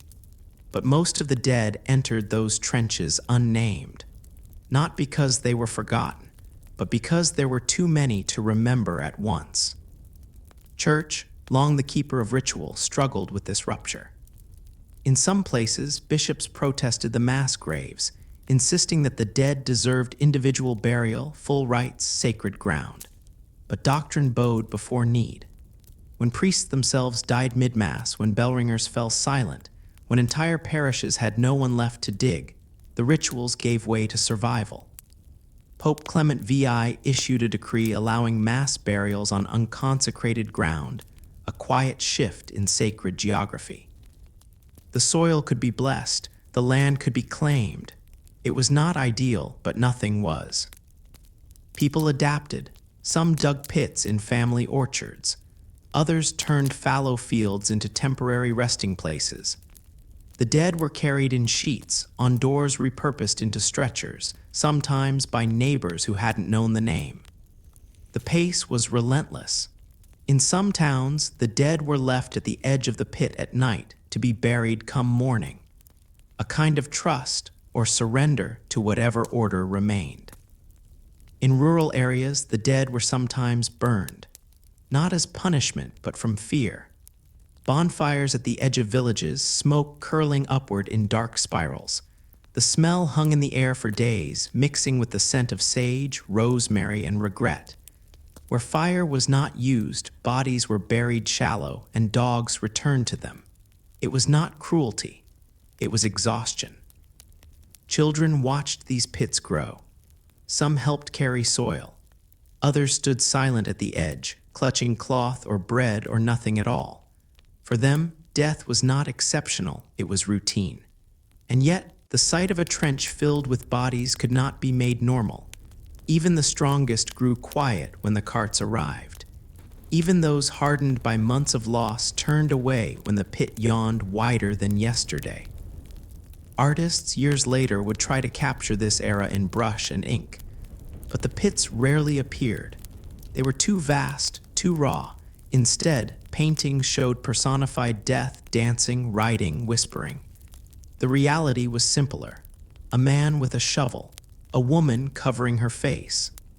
A silent line of people waiting to leave behind what they could no longer carry.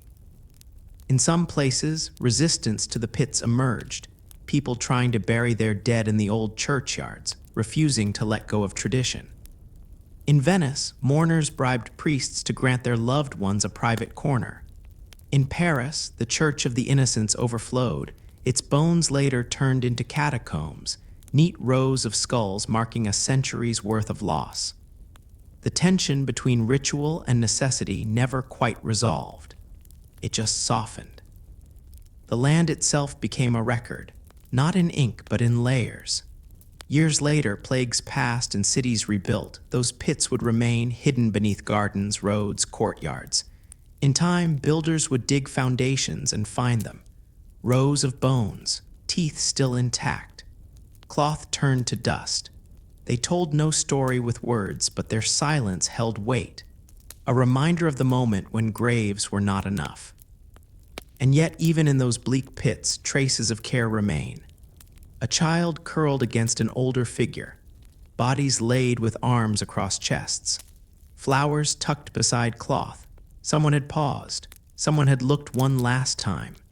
Grief is persistent, even in haste.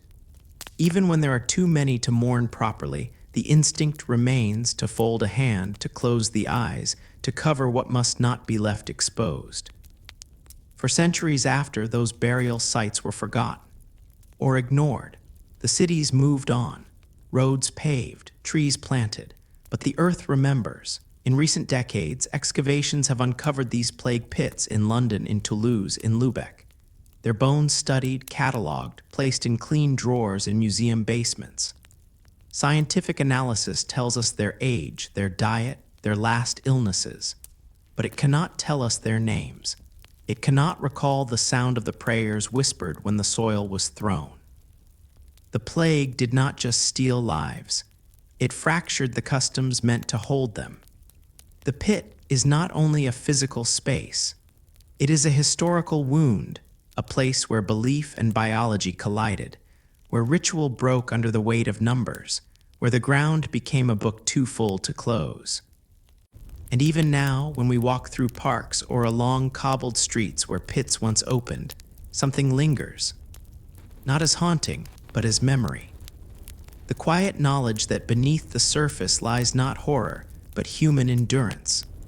A moment when, faced with too much death, people still tried, in broken, imperfect ways, to bury with dignity what the world no longer had words for.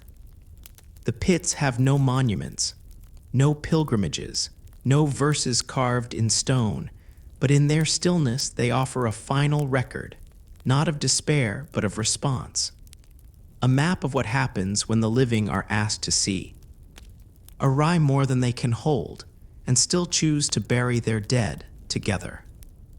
By the time the worst of the plague had passed, the world it left behind no longer looked like the one it had taken. Fields lay untended, churches half empty, markets silent or lawless. The rhythms that once anchored medieval life, tolling bells, courts in session, village councils, and tithed harvests, had broken beneath the weight of death. And into the space left behind crept something quieter, darker, less predictable. The collapse of routine had not only emptied streets, it had also unmoored the rules that once governed behavior. With the priest gone, with the reeve missing, with no lord left to enforce the old laws, the living began to turn wild. In the countryside, where authority was once a tapestry of crown, church, and custom, a new disorder took shape. Small bands of men took to the roads, not as pilgrims or traders, but as thieves. Some were once soldiers, others were peasants with nothing left to lose. They traveled armed and unmasked, stripping villages of grain, ale, livestock, even clothing. They were not organized in the way future outlaws would be. They were desperate, half-starved, and bold. Some moved by night. Others rode openly, knowing there were few sheriffs left and fewer who dared challenge them. Villages once united by kinship turned inward. Boundaries grew rigid, not for protection, but out of fear. Strangers were denied entry. Travelers were stoned or turned away. Even neighbors eyed one another warily. A cough, a mark on the skin, a fevered look could turn a welcome into suspicion. People hoarded food, locked their wells, bolted doors during daylight. In some places, whole communities dissolved not from plague, but from mistrust. Elsewhere, abandonment took another form. Those who could fled entirely into the forests, the hills, the abandoned ruins of older times. These were not hermits in the traditional sense. They were the displaced, the broken, those who had lost more than they could hold. They lived in temporary camps built of wood and rags, cooking over stolen coals. They answered to no church bell, no king's decree. They had slipped outside the frame of society and saw no reason to return. Inside cities, things were worse. The plague had emptied not only homes but institutions. Watchmen, bailiffs, even city councilors had died or fled. What remained were ghost neighborhoods and marketplaces where theft became barter, where violence went unanswered. Fires broke out in some quarters and burned unchecked. The old punishments, stocks, gallows, public penance, lost their weight when no one remained to enforce them. Some people, once devout and orderly, turned reckless. They drank what they could find. They looted churches. They broke into noble houses now left untended, stripping them of cloth and silver and silence. And through this unraveling, a different kind of movement stirred, one less rooted in crime than in prophecy. The moral scaffolding of the age had cracked, and in its place rose voices that spoke of endings, of signs, of punishment. Flagellant cults already present before the worst waves now grew louder. Hundreds would march barefoot through towns, whipping themselves in rhythm, chanting verses not from scripture, but from revelation. They claimed the plague was God's judgment, that only through pain could salvation be restored. Their processions were theatrical, unnerving, bloodied backs, vacant eyes, songs that sounded like both mourning and warning. In some towns, they were welcomed. In others, they were feared. They bypassed the church. They bypassed reason. They moved like smoke through a room already burning. And not all such groups were overt. Some gathered in forests, in caves, in the ruins of old Roman baths. They preached the end of days or the cleansing of society. They spoke of visions, of voices in the sky, of saints returned. Their members were often young, newly orphaned, or simply disillusioned. The traditional institutions had failed them, and so they reached for meaning in the cracks. Sometimes these cults drifted into violence, raiding neighboring villages they deemed impure, rejecting all forms of law as corrupt. Sometimes they disappeared entirely. Moral codes frayed not from wickedness, but from where? People once grounded by rules learned to survive by new ones shaped by scarcity, by grief, by the raw arithmetic of who could be trusted. Hospitality, once sacred, became a risk. Altruism, once praised, became rare. Even the church, where it remained, struggled to speak with authority. Priests who survived were sometimes viewed with suspicion. Why had they lived while the holy died? Others were too broken to lead. Sermons became shorter. Confession lines vanished. Tithes dried up. In their place, people began to make their own judgments. What was sin in a world already condemned? The aristocracy, too, lost its grip. Lords who fled them, nor returned to find them pillaged or burned. Those who stayed were sometimes overwhelmed by the demands of protection, their guards gone, their fields fallow, their tenants no longer willing to obey without question. The old feudal bonds, so rigid and ceremonious, showed their weakness. Vassals refused orders. Farmers demanded wages. Some estates were abandoned altogether, left to the weeds and to memory. Even in places where order held, it was thinner. Justice was more brutal, less consistent. Punishments were public and harsh, not for moral reckoning, but to reassert authority. A thief caught stealing grain might lose a hand. A man who refused to obey curfew could be tied to a tree outside the village. These acts were not about law, but about fear, the fear that the line between order and chaos had become too easy to cross. And yet through all this, not everyone turned wild. In corners of the countryside, some communities grew closer. Shared grief forged gentler habits. Neighbors took in orphans. Old women taught the young how to plant without the men who had gone. In some towns, women stepped into roles once reserved for men, leading councils, organizing harvests, negotiating with passing soldiers. These moments were quiet, easily lost in the larger narrative of breakdown. But they, too, were real. The unraveling of moral structure after the plague was not uniform. It was uneven, like floodwater pooling in low places. Some towns held firm, others fractured completely. But the sense of certainty that the world operated by rules, that virtue would be rewarded, that God's order was intact, that was gone. And in its place came something rawer, less stable, more honest perhaps, but harder to bear. Centuries later, historians would write of this period as a descent into lawlessness. But that word does not capture the quiet desperation of it. The choices made not out of malice, but fatigue. The theft born not from greed, but hunger. The violence shaped not by anger, but by the unbearable silence of a world that no longer made sense. What broke in those years was not only the body of Europe, it was its spine. And as people stood again, they stood differently. Some turned their backs on the past. Others tried to stitch it back together, but all remembered, not just the plague, but what it did to the living who remained. In the months after the dead stopped arriving, the land itself seemed to fall quiet.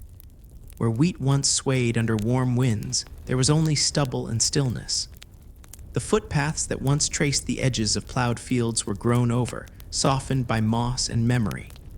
In village after village, there were no hands left to lift the plow, no oxen fed enough to pull it. The rhythms of harvest and planting had been broken, not by war or drought, but by absence. The plague had taken its toll in flesh, but it had also taken the harvest with it. And as the final carts of bodies were buried in shallow pits, a new crisis began, one that moved slower than the fever, but just as certain. Across England, France, the Low Countries, and beyond, entire farms stood abandoned. Crops withered not from bad weather, but from neglect. The men who once seeded the soil were dead. The women who baked the bread were gone. In some places, a single survivor remained in a household once filled with 12. In others, no one returned at all. The barns fell inward. The fences collapsed. The animals wandered free or starved in their pens. The harvest of 1349 was meager. The planting of 1350, in many places, never happened. Markets, once bustling with the barter of grain and salted fish, fell strangely quiet. Prices staggered wildly. In some towns, flour became too expensive for most to buy. In others, it was sold at a loss, the demand gone with the people. Bakers closed their ovens. Millers let the stones sit idle. The famine that followed the plague was not born of scarcity in the traditional sense, but of misalignment, a collapse of the systems that turned seed into sustenance. Landowners, too, found themselves adrift. Where they once oversaw dozens of tenant farmers, they now struggled to find even one willing hand. The old arrangements, fixed rents, unpaid labor, inherited duties, were suddenly contested. With fewer people and more land than ever before, survivors began to negotiate. Serfs who had once toiled under obligation now found their labor in demand. Some walked away from their lords entirely, seeking better terms elsewhere. Others stayed, but at a price. The value of work had shifted. For those who remained, the world began to tilt in unexpected ways. In England, this imbalance gave rise to the Ordinance of Laborers in 1349, and later the Statute of Laborers in 1351. Attempts by the Crown to freeze wages, to restore pre-plague norms, to reassert the structure of feudal labor. But enforcement proved difficult. Officials tasked with punishing workers for asking too much were often themselves struggling to feed their families. The law tried to bind the economy back into its old shape, but the threads had already unraveled. In rural parishes, churches watched their tithes dwindle, not just from death, but from dislocation. Entire communities had shifted. Some land was turned over to pasture, easier to maintain with fewer workers. Sheep required less than barley. Others left their farms entirely, heading to cities in search of stability or coin. Urban centers, too, had thinned, but they offered a different kind of promise. Even in their ruin, they suggested options. Monasteries, once steady stewards of grain and wine, suffered as well. Their fields lay fallow. Their laborers were buried behind cloister walls. In some abbeys, wine spoiled in vats, never bottled. Ale soured in barrels left untended. The monastic economies that had supported both faith and feast began to dry. Some recovered slowly. Others never did. And in the cities, hunger returned in cycles. In 1351, in Florence, records show spikes in bread riots. In Paris, grain shipments were hijacked on the road. In the Hanseatic ports, ships sat at anchor, half full or entirely idle, as markets faltered and buyers grew scarce. The plague had not only broken lives, it had broken the logistics of survival. Still, not all consequences were grim. For those who survived and owned land, opportunity grew. Abandoned properties were taken up. Young men inherited entire farms. Widows remarried quickly, their dowries enhanced by the land of the dead. In some regions, meat became more widely available. With fewer mouths to feed and more pasture land opened, protein became more common among the lower classes, a subtle shift in nutrition and expectation. Over time, cities began to stabilize. Trade routes reopened. Guilds reorganized. New labor laws emerged, shaped by reality rather than tradition. But in the decades immediately following the Black Death, scarcity was not about failing harvests, it was about fractured hands. The loss of routine, of inherited knowledge, of the small, unseen coordination that made life predictable. Peasants who had once worked the same strips of land their fathers did began to think differently. Some saw their labor as currency, others as leverage. Whole regions saw social tension rise not from poverty, but from possibility. A world so long shaped by fixed roles had been shaken loose. The fields were not silent forever, but for a while they echoed with something deeper than wind. They echoed with change. The famine that followed the plague never matched it in death toll, but its reach was persistent. It shaped policy, migration, language. In songs and ballads of the later 14th century, the image of an empty field became shorthand for loss.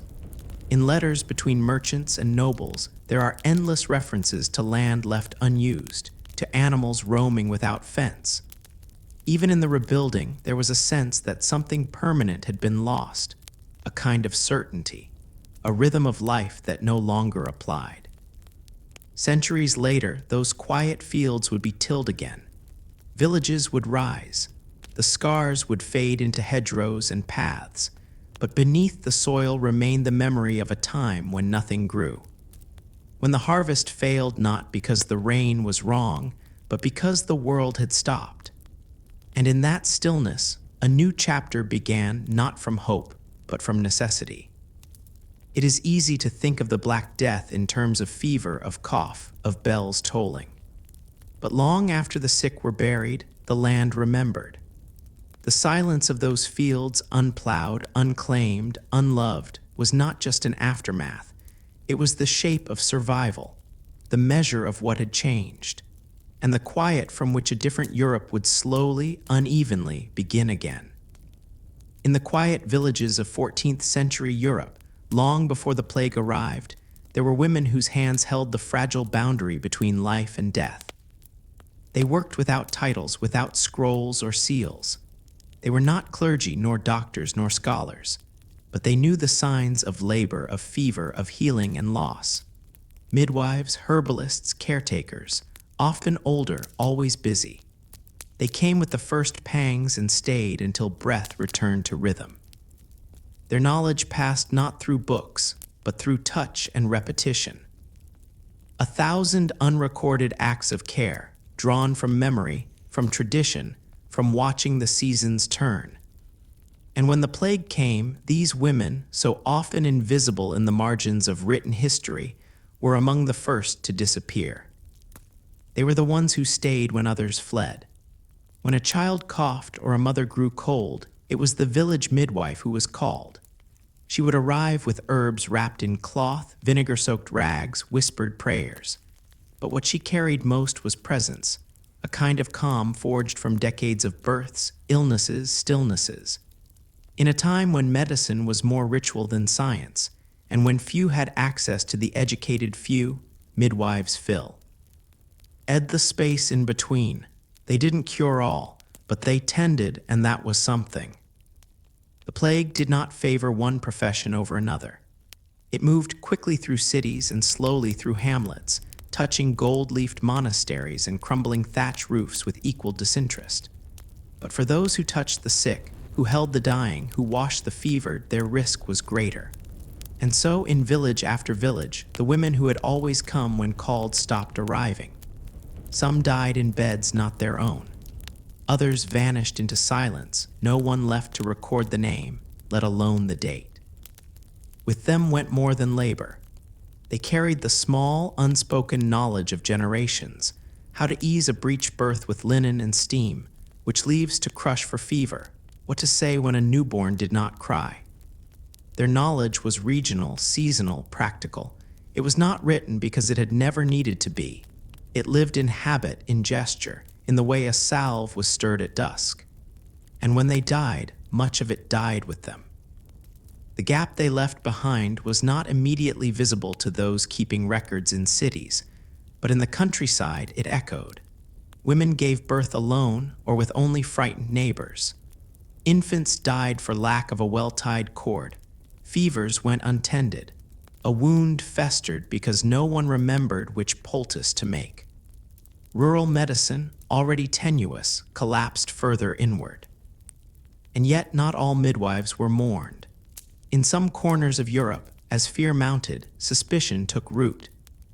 The same women who once healed were now seen through another lens, one darkened by panic and old superstition. In cities like Toulouse and Trier, rumors began to stir that midwives had brought the plague through secret rites, that their herbs were not medicine, but spells, that they had made pacts with dark things in forest shadows. The logic was fragile, but in a time of great unknowing, it felt like explanation. Some were accused, others were dragged before councils, forced to recite prayers to prove their faith. A few were punished, not yet in the waves of fire and trials that would come in later centuries, but in quieter acts, exile, shame, erasure. Their craft became dangerous, their tools suspect. The line between healer and witch began to blur, and once blurred, it would not sharpen again for a long time. In parts of Germany and France, local statutes began to change. Male physicians, many trained in universities, distant from the lived realities of childbirth, were given new authority. Women were pushed to the edges of acceptable practice. Healing became something to be certified, not inherited, and the space midwives had long held was narrowed, not entirely removed, but altered.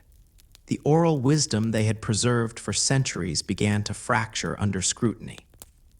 Even in regions where midwives were spared accusation, their deaths left villages hollow. In the Swiss Alps, in the flat fields of Poland, in the coastal lanes of Brittany, the birth rate plummeted not only because of the plague, but because the hands that guided life into the world were gone. A birth without a midwife was an act of chance. Some survived, others didn't, and with each unattended labor, more knowledge slipped away.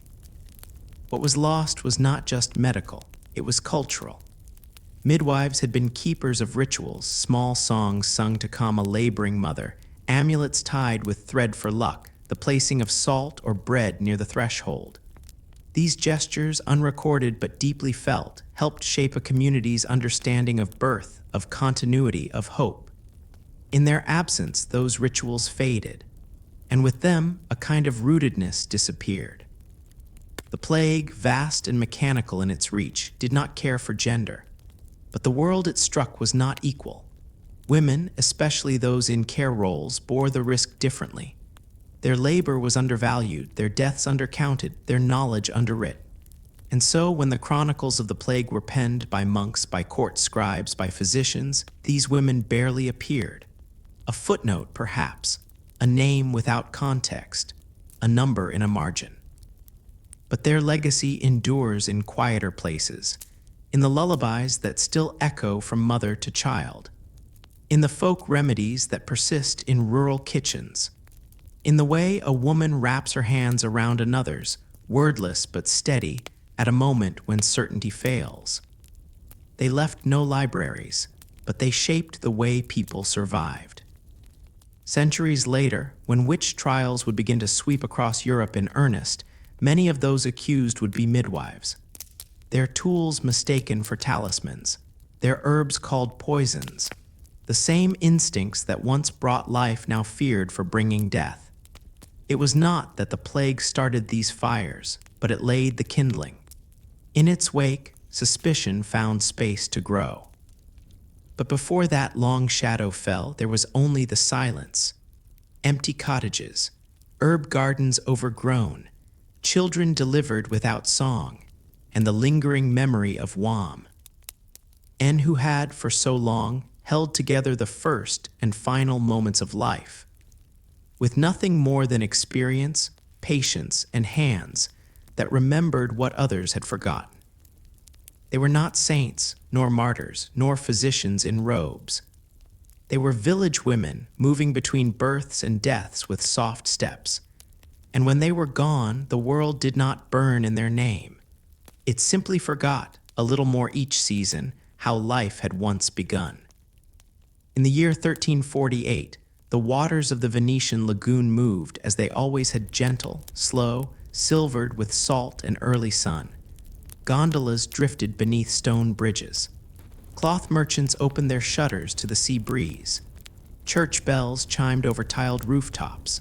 And yet something unnatural had entered the rhythm. Not a wave or a warship, but a breath held too long. A silence growing behind the eyes of those who passed in the streets without greeting. Venice, that jewel of trade and color, was about to be unstrung. News came not by royal courier, but through whispers in foreign tongues at the docks. Ships from the east moored with too many empty hammocks. Sailors with eyes sunken and skin hot to the touch. Within days, a warehouse keeper fell ill near the arsenal. Then a merchant's wife. Then a novice from the monastery of San Giorgio. By the time the Doge was informed, it had already begun. Venice was not a city built for retreat. Its life pulsed in shared space, in markets, in basilicas, in narrow walkways so tight a single cough could cross a dozen shoulders. But it also knew organization. The Republic, ever proud of its systems, moved quickly. Quarantine was invented here. The term itself, 40 giorni, 40 days, drawn from the biblical span, a sacred number. Ships were ordered to wait offshore on nearby islands. San Lazzaro, San Clement, San Servolo. If no sickness appeared, they might be allowed to dock. If they did, they remained, drifting hospitals under sky. Still, the plague crept past water and law. It always did. Doctors were stationed at city gates. Clerics stood with censers of burning herbs. Processions were held, thousands walking barefoot, weeping and bleeding, calling down mercy in the long echo of Piazza San Marco. But the air did not clear. The bells did not slow. The plague lingered in corners too dark for ritual. Inside the palazzi, noble families sealed themselves behind painted walls. Curtains were drawn against both sun and rumor. Servants were dismissed or locked inside with their masters, bound by duty or misfortune. Bread was left at thresholds, coins soaking in vinegar bowls. Silence replaced conversation. It was said that the most powerful households, once full of song and scent, now smelled only of incense and damp cloth. Sometimes, The windows opened just long enough to release a body into the canal below. For those outside the walls, the porters, the fishmongers, the gondoliers' life continued in a ghost-like rhythm. Markets thinned. The square outside the basilica emptied of pigeons and pilgrims. The Doge remained, mostly out of symbolism. His red robes were still seen in short ceremonies, blessing the sick from a distance. But his words, like most official pronouncements, failed to reach the fevered rooms beyond the canal's bend. Across the lagoon, the islands turned into places of waiting. Lazaretto Vecchio became the first true plague hospital, a place of confinement, care, and quiet resignation. Patients arrived by boat not with ceremony, but with ropes soaked in vinegar. Priests followed, and scribes recording names that would never return to the mainland. There, death was counted in soft prayers and the scraping of lime over soil. The island grew heavier with each tide. Back in the city, traditions bent beneath necessity. Weddings were postponed, funerals shortened. In churches like Santa Maria Gloriosa dei Frari, the smell of wax and myrrh thickened until even the frescoes seemed to wilt. Some priests stopped delivering sermons altogether, not out of fear, but from exhaustion. There were too many dying and too few left to listen. Still, ritual clung where it could. In the Campiello dei Miracoli, neighbors gathered to light candles in honor of the Virgin. Mothers whispered novenas while washing the feet of the sick. Even as hope drained from civic orders, it persisted in personal habits, in the way one man left coins under a statue, or another sang psalms from a shuttered window to no one. These were not acts of belief exactly, more like rhythm, something to follow when the world stopped moving in its usual way. Abandonment took many forms. There were stories of fathers locking out their own sons, of lovers deserting each other mid-fever. But there were also stories of women who took in orphans without names, of gondoliers who ferried the sick without payment, of nurses, often servants or widows themselves, who stayed when all others fled. The plague revealed as much tenderness as it did cruelty, but tenderness. S2 was quiet, and it rarely made the records. The Doge's court eventually ordered mass burials on the mainland. Barges were loaded at night. The dead wore no shoes, no names, no candles. They were laid in layers, a salt-crusted ledger of a city's breath. Some were sent north toward Padua. Others disappeared into the earth of Sant'Erasmo. Venice kept its rituals even in death, but not all could be observed. There were simply too many. By winter, the waters calmed. The bells, once a constant chorus of mourning, rang less often. Processions stopped, and the streets filled not with joy, but with a thin kind of normal. Those who survived did not celebrate. They reopened stalls, swept doorways, counted the absences in silence. A city so defined by spectacle now moved with a new rhythm, subdued, softened, changed. Art would remember this silence later. In paintings where saints stood still in emptied squares, in etchings of masked figures in narrow alleys, in the peculiar stillness of Tintoretto's altarpieces, where light seemed to pause just long enough to grieve. The plague left no grand monuments in Venice, no single statue or memorial, but it pressed itself into marble by absence, into song by silence, into history by the way the city no longer moved quite the same. And so Venice endured, not untouched but reshaped. The salt air still curled through its canals, gondolas still passed under the Rialto, but beneath the surface something was quieter, the kind of quiet that comes after too many prayers, too many names, too much waiting. It was not defeat, not quite survival, just the way a city remembers what it cannot bear to repeat in its rituals, in its shadows, and in the stillness that lingers long after the last bell fades. In the years after the plague had passed, when the bells no longer tolled and the smoke from funeral pyres had cleared, Europe found itself standing in the quiet ruins of a world it no longer recognized. Whole villages were gone, not burned or conquered, but simply emptied by breathlessness. Fields had grown wild, hedges unruly, and one-sorted rows of grain now danced freely in the wind like children left unsupervised. The great lords looked out across lands they could no longer command, and the peasants who remained had begun to notice the silence. And in that silence, a question stirred, soft at first, but impossible to ignore. What now? Before the plague, life had been arranged like a ladder, strict and wooden, impossible to climb. The serf at the bottom tilled soil not for himself, but for a lord he rarely saw. In exchange for protection he did not request, he paid with labor, obedience, and inherited submission. The church blessed the order. Kings upheld it. It had always been this way, until suddenly it was. When the Black Death swept across the continent, it did not ask who owned land or wore crowns. It made no distinctions between noble blood and that of a stable boy. It hollowed out courts and cloisters with equal ease. But when it passed, the damage was not just emotional or spiritual, it was logistical. There were too few people left to bury the dead, let alone plow the earth. In some regions, half the population was gone. In others, more. The gears of feudal Europe ground to a halt, not in rebellion, but in absence. Manor houses stood half-staffed. Monasteries crumbled without novices. Town councils drafted laws they could not enforce because there was no one left to enforce them. And then came the reckoning, not with sword or fire, but with labor. For the first time in generations, the peasants, those at the bottom of the ladder, realized they could walk away. Some did. Entire families left their ancestral lands, seeking better wages from neighboring estates. Skilled craftsmen asked for more coin.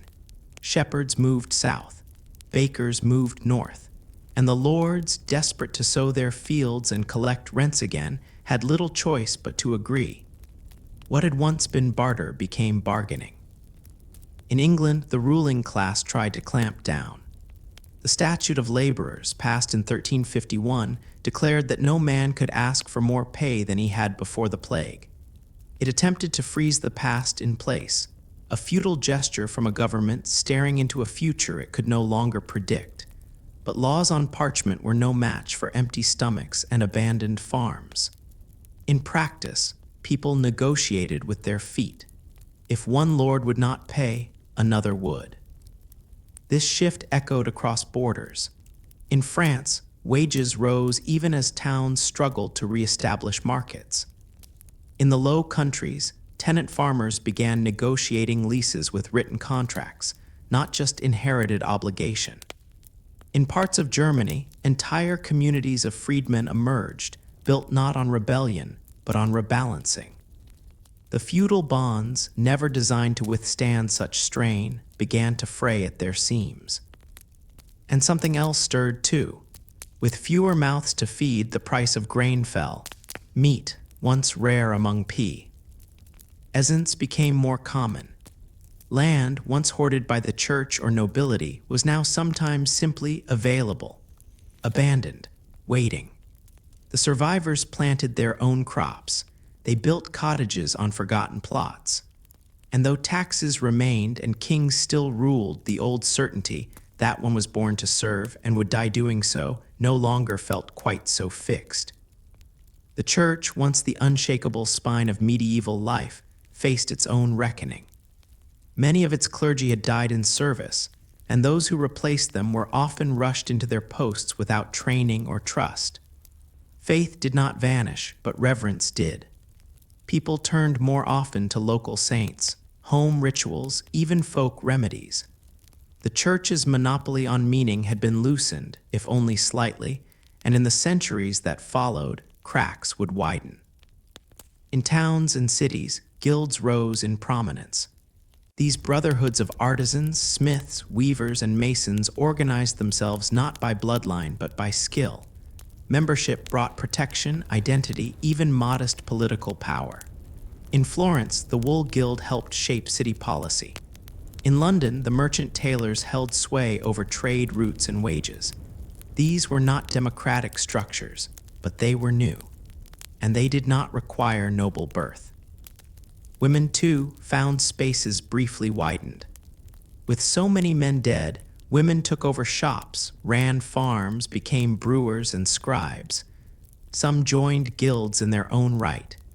It was not a feminist revolution, far from it, but it was a disruption. And disruptions have long memories, even when the old systems try to return. There were those who resisted these shifts. In England, the peasants' revolt of 1381 erupted when tax burdens on the poor grew unbearable. Led by Wat Tyler, the rebels marched on London demanding an end to serfdom, to fixed rents, to corrupt courts. The revolt was crushed brutally, but the ideas outlived the suppression. Within decades, many of their demands were quietly adopted, reshaped by time into policy. By the early 15th century, feudalism was no longer the unquestioned spine of European life. In some regions, it limped on, preserved by tradition or force. In others, it dissolved almost unnoticed, replaced by tenant farming, wage labor, and more flexible arrangements between those who owned land and those who worked it. The old pyramid had cracked. And as trade resumed and cities revived, new classes began to form. Not nobility, not peasantry, but something in between. The merchant, the financier, the landless craftsman, the scribe who could read in multiple languages, the widow who owned her husband's business. These were people born of survival, not inheritance. They lived in the world the plague had cleared. None of this happened quickly. The death had been fast, but the change it left behind moved slowly like soil warming after winter. One century bled into another, and yet if you look closely, you can trace a line from the silence after the plague to the echoes of modern Europe, to the rise of cities governed by councils, not crowns, to the questioning of divine right, to the printing press, the Reformation.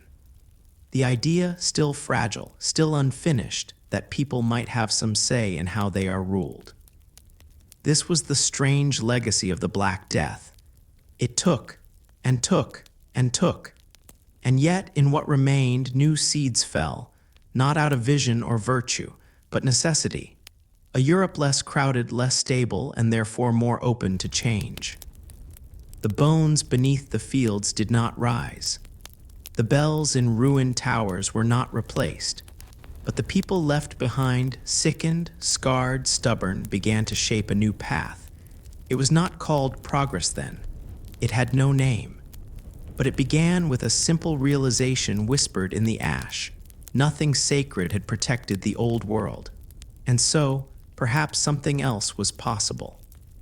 The ladder had cracked, and in the spaces between its broken rungs, something new began to grow.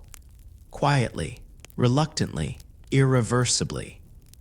Beneath the surface of the cities we now know, cities of light, of bridges and bookstores, of cafes and echoing footsteps on ancient stones, there is another layer, a quieter one, a layer built not of cobblestone or concrete, but of memory and bone. In Paris, it lies in orderly rows, stacked with the precision of an archivist, skulls resting atop femurs like a script no longer read. In London, it lies scattered in plague pits, unmarked, unadorned, often forgotten, until a subway tunnel or basement renovation stumbles upon it. These are the remains not of kings or heroes, but of neighbors, of strangers, of the great silence left behind when the Black Death passed through and paused to stay. In the 14th century, no city planned for this. Churchyards filled within weeks. The dead were too many, too fast.